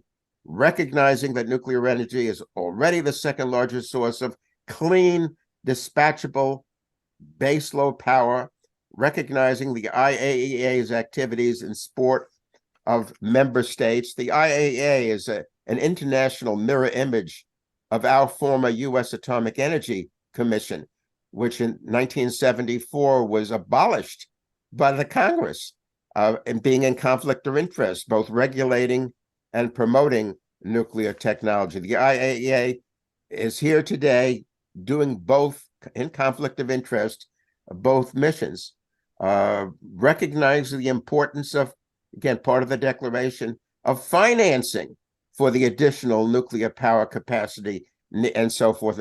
Wall Street has moved away from nukes because it's considered very risky, to say the least, investments. And then I'll end with this. Participants in this pledge then commit to And there's a bunch of paragraphs beginning with commit, including here a commitment to invite shareholders of the World Bank, international financial institutions, and regional development banks to encourage the inclusion of nuclear energy in their organization. I've spoken on these calls about the big excuse being used these days to promote nuclear power, the new baloney that it would alleviate, it would counter climate change, which is totally untrue. So here, what the nuclear industry and governments, they're all tied together in terms of nuclear, are doing is through the United Nations and through this series, these annual meetings, trying to, the meetings are part of the United Nations climate something convention. I can't read my writing here. On climate change, is really developing global policy in terms of climate change by using nuclear power. And it's come out of it, to my view, it's really come out suddenly in a very powerful way, and it has to be dealt with. Yes, and it would be, and I raised this with you, Dr. Epstein, on the phone, on the call, because I would be astounded if Google and these other media influencers, mega influencers, are not supporting renewable. I mean, not supporting nuclear power. We have to remember that the nuclear industry has never separated from the nuclear power industry, has never separated from the nuclear weapons industry, and so something is going on to affect global opinion in favor of atomic power, as Carl is one of the great experts. And I very quickly, if you don't mind, want to call on someone who has his hand as another expert, Ron Leonard. Ron, are you there? I just saw you, and maybe now you're gone. But Ron Leonard is the founder of the renewable energy industry. And in the last year or two, we've seen a massive attack, a massive worldwide corporate attack on renewable energy. And I'm wondering if Google and these other influencers are not involved with that. So we wanted to alert. I had a double function here. Did you want Dr. Epstein to leave if you need to go? Otherwise, we'll keep you on. But I did want to applaud your presentation, which is mind-boggling. And I really want to thank Mike Hirsch for raising the issue of the question of the use of the word liberal, because it's really something that needs to be rethought here, especially when it comes to I agree. I agree with that completely, and I'm going to give that a lot of thought and see if there's some way I can respond to that meaningfully and maybe make changes in the way we're presenting ourselves. But meanwhile, I am going to have to run, but I'd be happy to come on again at some point. And, the good news is that we now have a system in place so we can find out for sure, no matter what these companies might say in their PR releases, we can find out for sure what they're showing real people, because that's the only way to know for sure what they're doing. You have to look at where the rubber meets the road, and that's the eyeballs of the people they're sending content to. And at least now we've made tremendous progress. That website that I showed you a little earlier, that's literally a $3 million website, and it's got a long way to go. A lot of features that need to be added, and we have to increase the number of computers that we're monitoring through. But the point is, we've made a lot of progress. But thank you so much, all of you. Well, we'd like to have you come back in January, maybe yes. Rethink some of this. I will send you by Camilla a copy of my History of the United States. I don't expect you to read all of it, but please do read the chapters on the Clintons. I mean, I had to throw stuff at walls when I really, having lived through it. I still, when I really researched what the Clintons did, mind-boggling to me. So anyway, thank you so much. Thank you again for being with us. And Camilla, thank you for bringing Dr. Epstein, and we'll see you in January. Very good. Thank you. Nice to meet you. That was great. Great Take stuff. care. Mind-boggling. Really. Dave Solomon, thank you also for raising the issue you did. That was really good. Harvey, a quick point. What's that?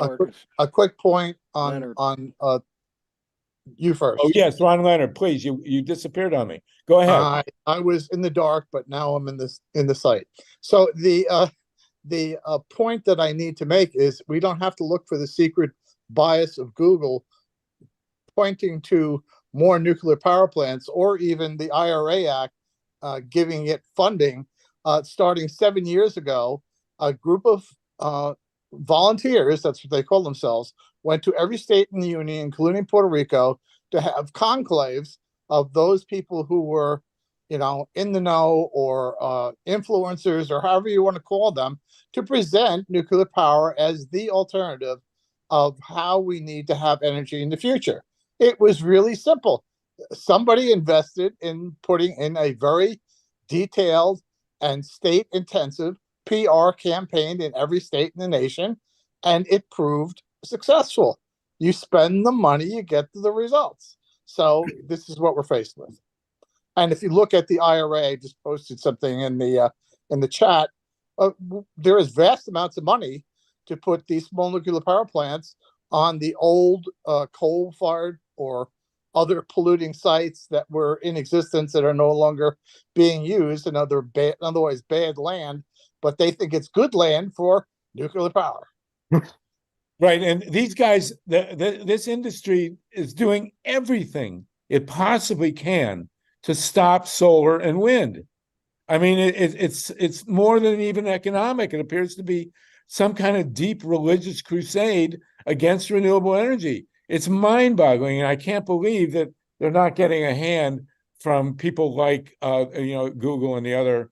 Although Google, of course, is very famously generating a lot of their power with renewables. We really need to know what's going on here, because it's mystifying in many ways. I do want to, Ron, it's great to have you with us. Stay with us.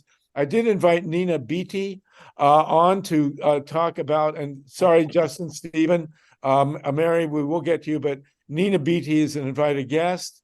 And Nina, you are talking about a power plant that I never knew existed in near Diablo Canyon in California. Can you talk to us, Nina? I'm trying to unmute you here. And Harvey, once Nina has spoken, yes, Myla. Yes, Myla. Can I make that announcement now? Yeah, go ahead, please. Go ahead. Thank you so much. So, everybody, we have great news. California Solartopia is finally back on KPFK 90.7 FM. At 5 o'clock, we've got a whole hour, 5 o'clock Pacific time on Wednesday evenings. And we just started in the middle of a fund drive. We had our first show last Wednesday, and we would encourage all of you, if you're in the position to do so, please show your support for the show by going to this website, and I'll put the link in the chat, or maybe, I'll put the link in the chat right after I've shown you how to do this. But basically, this is the place where you donate. And right here, you can see it says you can specify your support of a program by selecting from the list below. So as soon as you select that little arrow, you can scroll down and you can come to California Solartopia. And if you select California Solartopia, please make a donation for as much as you can. If you can make a donation of a minimum of $25, you become a voting member of KPFK, and that's very important, and we'll talk about that more later. But please go to this website, scroll down to California Solartopia, even $5, $10, whatever you can give. Thank you, Harvey. Thank you, Myla. And people who are not in LA, Myla, can tune in on the internet somehow. Can you give us a link where people can listen to the show on the internet? Well, yeah, I will. If you just go to kpfk.org, prominently on the website, it will say listen. Right. And, so it's great. And there are archives as well of our show. So we can provide that information about how to access the archives, I guess, at some point in time. Okay. One thing, Myla, we need to mention, we are in a desperate crusade. This is the year that will decide the fate of KPFK and of Pacifica Radio Network, and we will be talking about this more, but we're we're desperately trying to get Pacifica back on track to be a major, the major media presence of the progressive left in many different venues. And becoming a member of KPFK and Pacifica in general allows you to have a vote in that happening. So thank you for that, Mila. Somebody's phone is going off. I don't know if it's mine. Nina, thank you, Mila, again. And Mila, by the way, is about to join the Pacifica National Board. So thank you for doing that, Mila. I'm trying to unmute Nina. Nina Beatty, can we unmute you, please, somehow? So you can tell us, this has been an astounding meeting. We were going to have a discussion in the Middle East. I think if we can do that next week, those of you who came on for that, if you'll forgive us, because we've really, with Dr. Epstein's presentation gone over. I can't get Nina unmuted. Nina Beatty, can you speak? No? I've been trying to get her to unmute as well. Unfortunately, maybe she's having some technical difficulties with her phone, which is really too bad.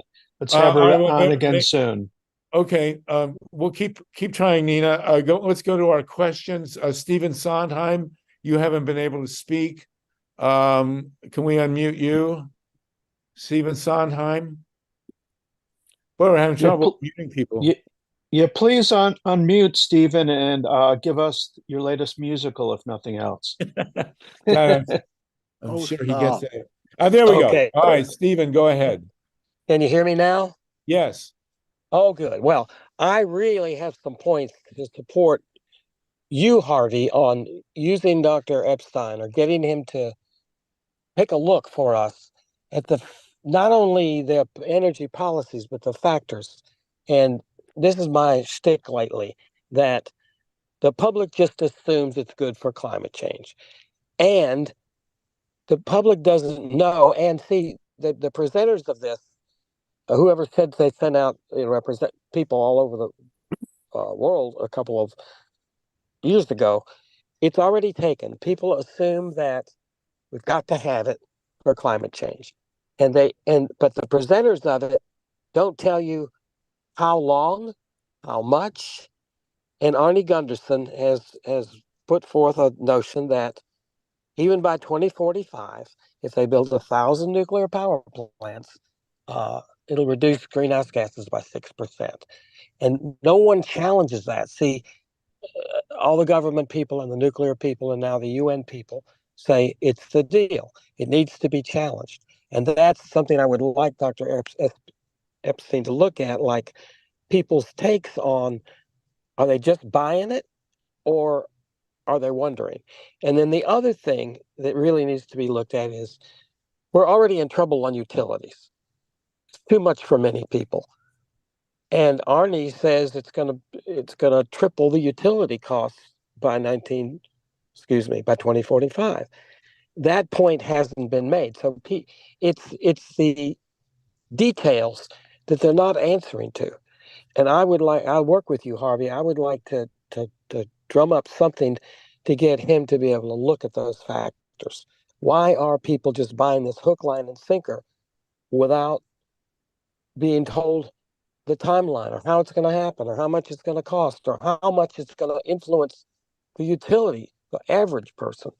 Yeah, you're so I wish I'd been able to tell him that, but I'll work with you on that. Yes, okay. Stephen, thanks for that. You're 100% right. They're not talking about the cost of nuclear power. They're not talking about the negative impacts on employment. None of that other stuff. It's really been, and this is a full court press. I mean, they are well, really, the thing really is that when presenters, and I'm thinking of, all the way from the U.S. Department of Energy to everybody, they just make their statement that it's good for climate change. And no one in the audience ever asks them, tell me how that's going to happen. How long is it going to take? How much greenhouse gases are it going to? It's assumed. And this particularly interests me because of the way the internet might be influencing that. I don't know, frankly, if Google is directly supporting one kind of energy or another. But by not challenging these assumptions, they just get done. You're So- 100% right. Very well stated, Okay. Stephen. Thank you for that. Thank you. I believe, and keep coming with us. I appreciate it. Good. It's good to work with you.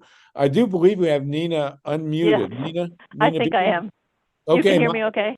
Yes, you're good now. Thank you. Great. I'll point out, by the way, it's 3:50 p.m. California time. We got another 10 minutes to go to the top of the hour.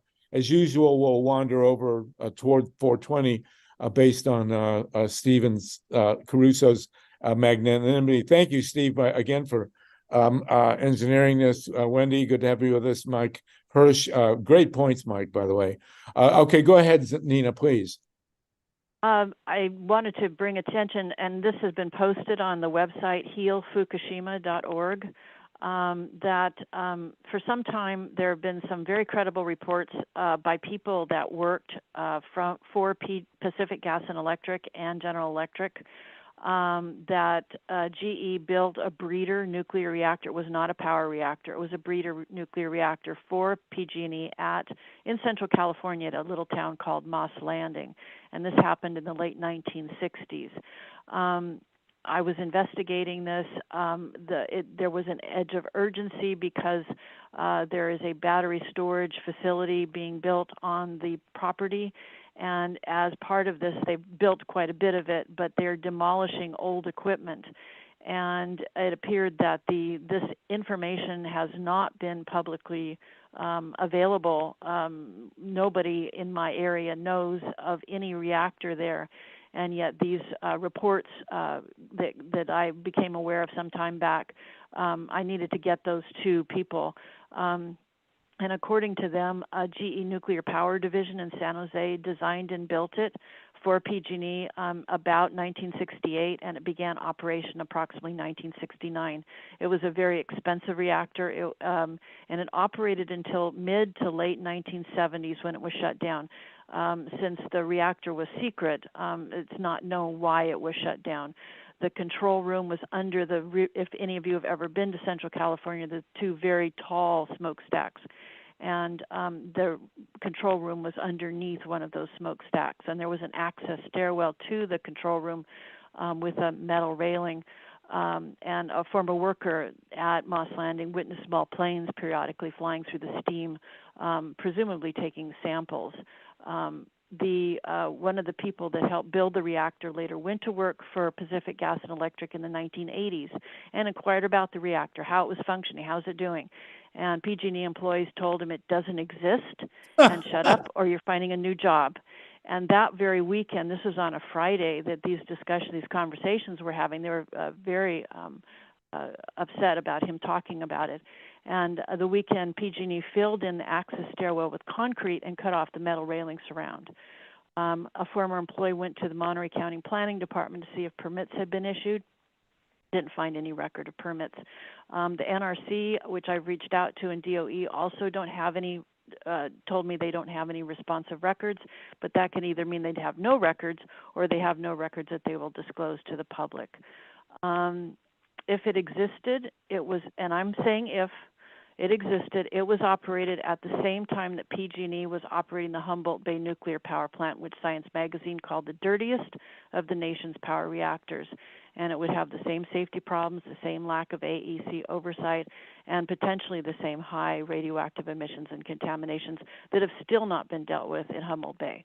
There's still huge contamination issues and illnesses around the power plant. So I have gone to, I've contacted state, federal, and local authorities to let them know about the situation, and they've either taken no steps that I know of, or they refused to do so. CDC, ATSDR, which is a toxic substance agency at the federal level, they said they don't do investigations normally. And I said, after talking with them, it's no, you don't do investigations, period, it sounds like. So I've let people know locally, but this is a very emergency situation in that the Vistra Energy is the company that has these part of the site that's going to be that they're developing with battery storage, lithium-ion battery storage, which is very explosively flammable under a variety of conditions. And they're continuing to demolish equipment and buildings at the site and may actually be doing excavation at some point, which is sort of chilling. So I wanted to get this information out to the public, to let them know that more investigation definitely needs to be done with proper monitoring equipment. There was a recent battery storage town and dog and pony show, I'll call it, a meeting that was John Laird, who many of you are familiar with, has been basically pushing nuclear energy and facilitating the possible extension that Diablo Canyon may be getting. He was there, and the local assemblywoman was there, and the public was not allowed to speak. We were allowed to submit questions. Nina, And do you live near this facility? yes, I do. Well, I so live does about Tatanka. You should get in touch with Tatanka and with Linda Seeley. You must know Linda Seeley and the Mothers for Peace. And yes, I've notified Mothers for Peace about this. okay, well then you should all be in touch. Tatanka is your neighbor here, and you know, this is pretty mind-boggling to have a nuclear plant that nobody ever heard of. I mean, that's pretty amazing. It may not have been a huge plant. I mean, since it was for a breeder reactor, it's just unknown. There's so many unknowns about this. What was it there for? You know, were they trying to make off the books plutonium? Who knows? Okay, well, listen. So, well, that's amazing stuff. Let's do more on this next week, because we've just obviously touched the tip of an iceberg here. We'll come back to this in a minute. Thank you so much for that, Nina.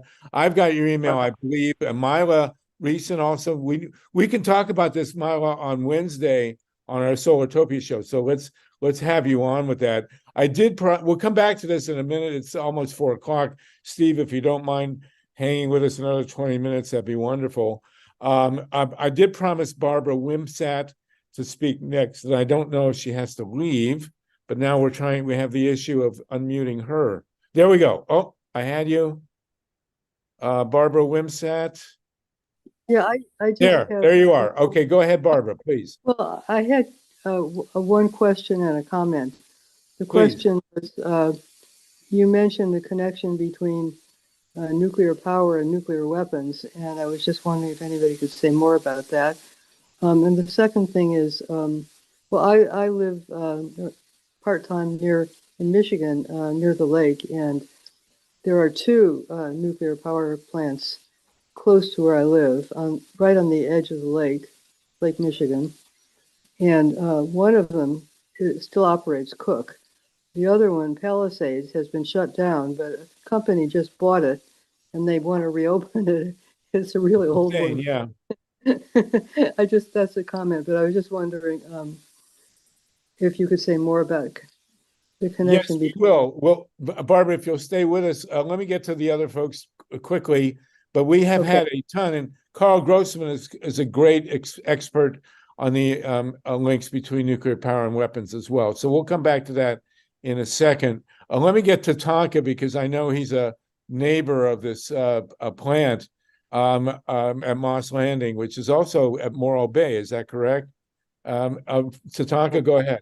No, it's not Morro Bay. It's about a half hour south of Santa Cruz and about 15 minutes north of Monterey. So it's not Central California, it's Central Coast California. It's on the Pacific Ocean. And I know the man who was a Vietnam draft resistor. That's how we knew each other, who got the Humboldt plant stopped because he did the seismic research on it and stopped it in his tracks. And he also knows the people who helped shut that down, but I don't know. And I know someone else who was living in Santa Cruz who knew about that power plant. I didn't even know there was a nuclear plant there, but they said, oh yeah, that was shut down shortly after the Humboldt plant was shut down. So I have some people who know the history of it, and I look forward to talking to Nina. That's all for now. Okay, it is shocking. Well, there is a plant north of LA, which has, I mean, it's known and it's been fought over, but not many people heard of it, Santa Susana, which had a major accident and is one of the most radioactive spots on Earth, right next to, it's in Simi Valley. And it's terrible. Anyway, thank you for that, Nina. And you've opened up a whole new can of nuclear worms here that Tatanka and Linda and Mila, and we'll have you on Wednesday on our Solartopia show, because people, if this is, no, I never heard of this place. So let's see what we can find out. Thank you so much for that. Great, thank you. Okay. Justin had his hand, and then Mary, and then Carl will come back to you. Just to wrap up here, we're at 4 o'clock Pacific time. Go ahead, Carl. And we did advertise Steve Donziger, who couldn't come on today to talk about the Middle East. So we'll do that next week. We'll revisit that. Go ahead, Justin, Mary. Anybody else wants to speak? Mila, do you have a hand? I can't tell. Go ahead, Justin, please. So I should have saved my hand raising because computer behavioral science is actually my field of training. So I would have been perfect to respond to Dr. Epstein. But we'll put you in touch with him. I'm sure he'd like to hear from you. Yes, please. So anyway, y'all need to know these truths about such things. So first, influencers on social media are more effective than Google because people trust their friends more than they trust institutions, even if those friends keep the costs to the here and the world hidden. By the way, to discover a breeder reactor, you would use a neutron detector. You can look that up. And then as far as internet power goes, that's not unique because it's not the only thing that's been monopolized. In fact, state legislatures and agencies are so gerrymandered, they typically go against the preferences of 80% or more of their citizens. And I happen to work with the cross-partisan organization Represent Us, and as such, for the people that do these kinds of measurements, I recommend that those commentators use at least 2 axes for their bias labels. First is corporatist versus populist, and the other is dogmatic versus emergent. Okay. All right, thank you. That'll help us actually make more sense of the world that we're living in. Right, and we have to remember that great religious truth that your dogma is always going to eat your karma. Yep. So thanks for that. Okay. Mary, and anybody else who wants to raise, we're over the time limit here, but I'll go back to Carl Grossman for a wrap for sure. Anybody else wants to jump in, please do. Mary, go ahead, and then we'll go to Carl. All right, just 2 things. Number 1, please understand that besides your nuclear power plants down there in California affecting the life of people in California, whenever California is in drought, they're pumping water out of the Columbia River, which is being fed nuclear waste by our Hanford nuclear power plant that is on the Columbian River. Right. Okay, so I just want to point that out for you guys. And number 2, when we were talking about how come we don't see it in media, we're constantly complaining that none of the real topics are making any headway in the news or even getting any form of spotlight, maybe except for a little local. And we got to remember that due to the National Press Agency's stranglehold on the media, the days of Watergate in-depth investigative reporting is long gone. And that the second thing that's causing the problem is the monopolization of our networks to where we don't have any biased networks that just report.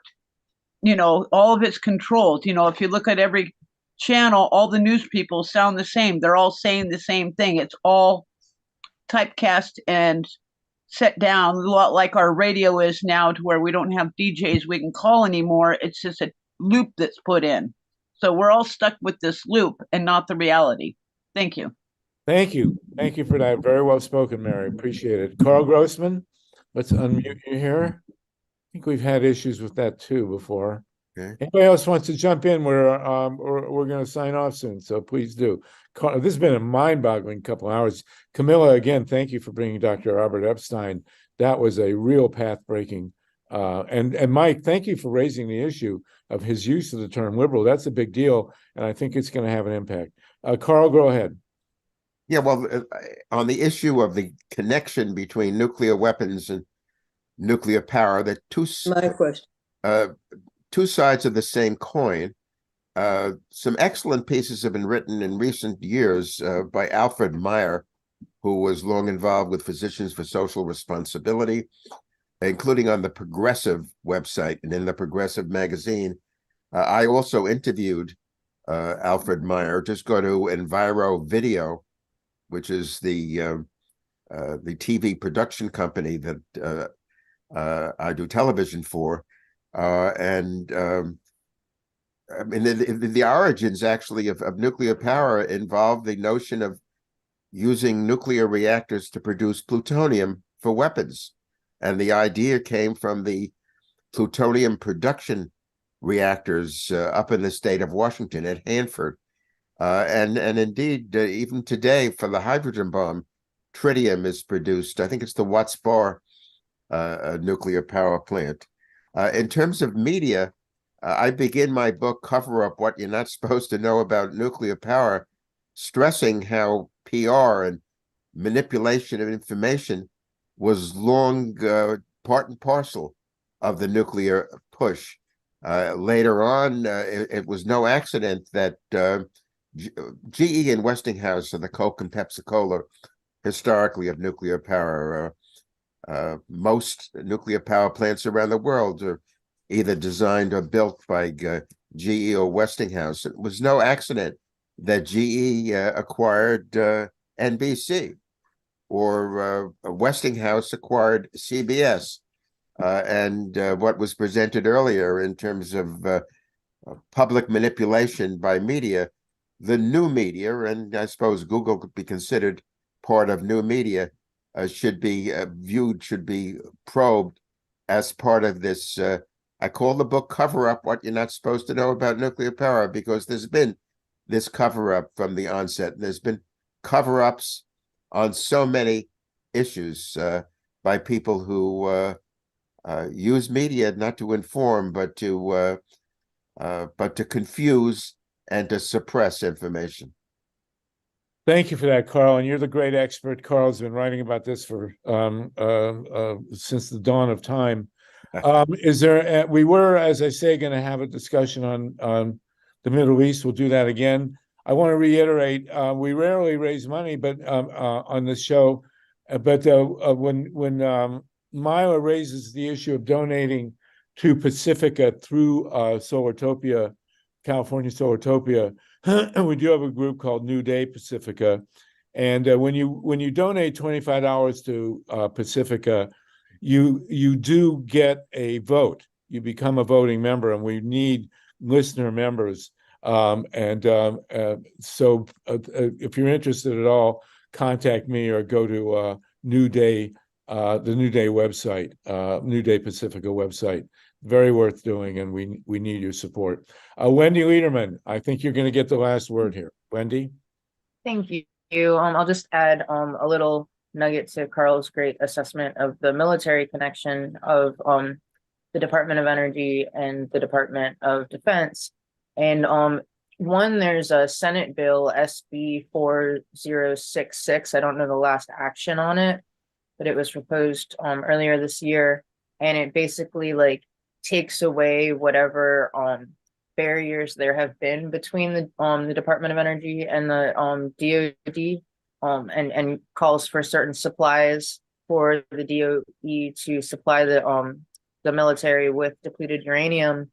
And if you go through the defense budget from fiscal year 2023, there's all kinds of new nuclear programs that are kind of hush or just not really advertised. There's just a bunch of them, and especially having to do with space, and there's all kinds of new nuclear programs.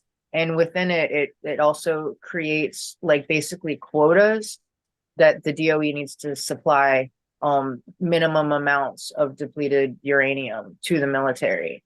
So, I mean, there's definitely a market for the suppliers. So I just wanted to bring that up. Thank you so much. Thanks, everybody. Well, thank you, everybody. Thank you, Steve and Mike and Wendy and Myla and everybody. This has been another incredible 2.5 hours. Thank you, Camilla, for bringing Dr. Robert Epstein with us. And do look Wednesday evening, 5 p.m. Myla and I will be on the California Solartopia show with Kuro Force. KPFK.org. and you can listen into that.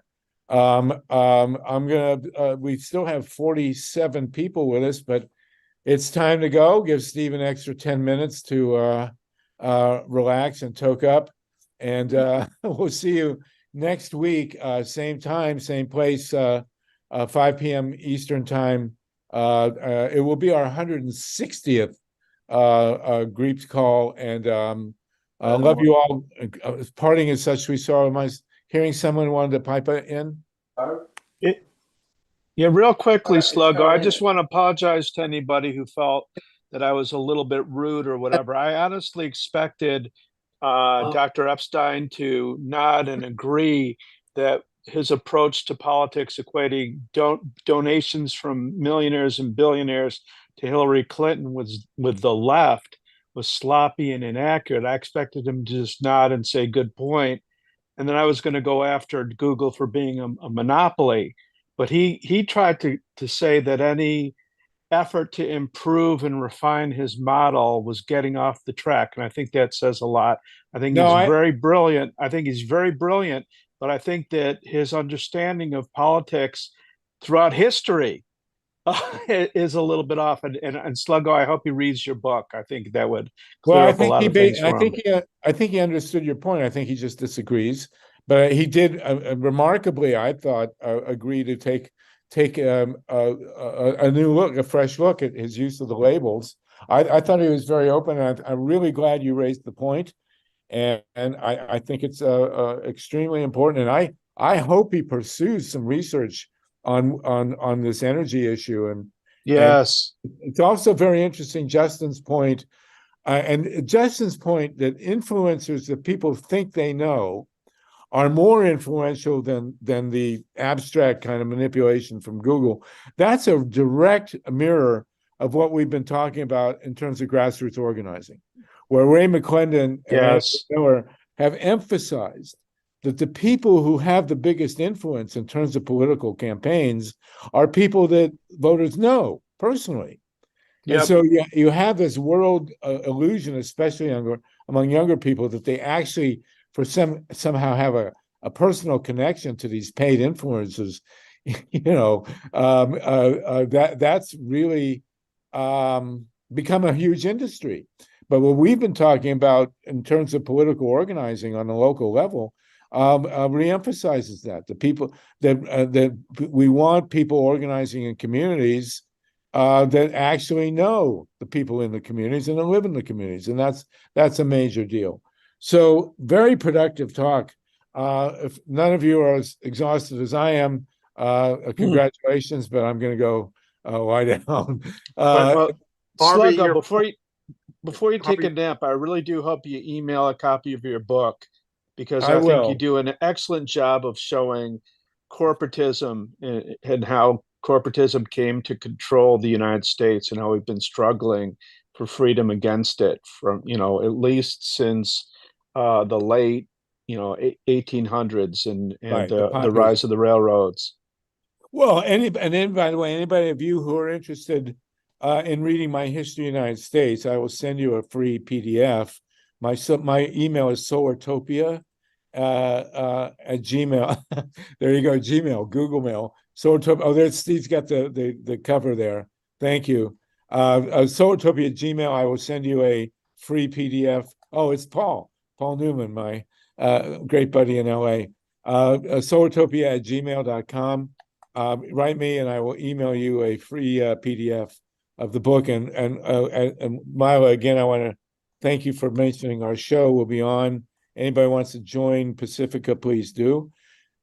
And thanks, everybody. And please support the cause, actually. But there you go. Thank you, everybody. Thank you, Paul, Steve. And about having significant verbiage showing up in the news about more nuclear power plants is cogent.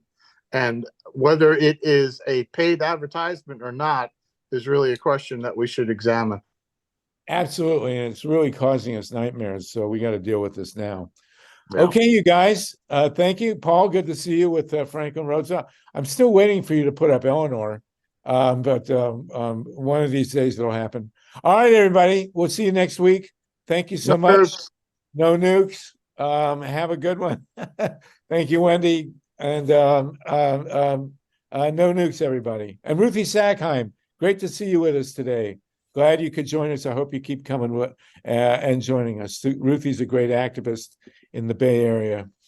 All right, you guys, no nukes. Take care. No nukes. See you next Lynn week. Cherry.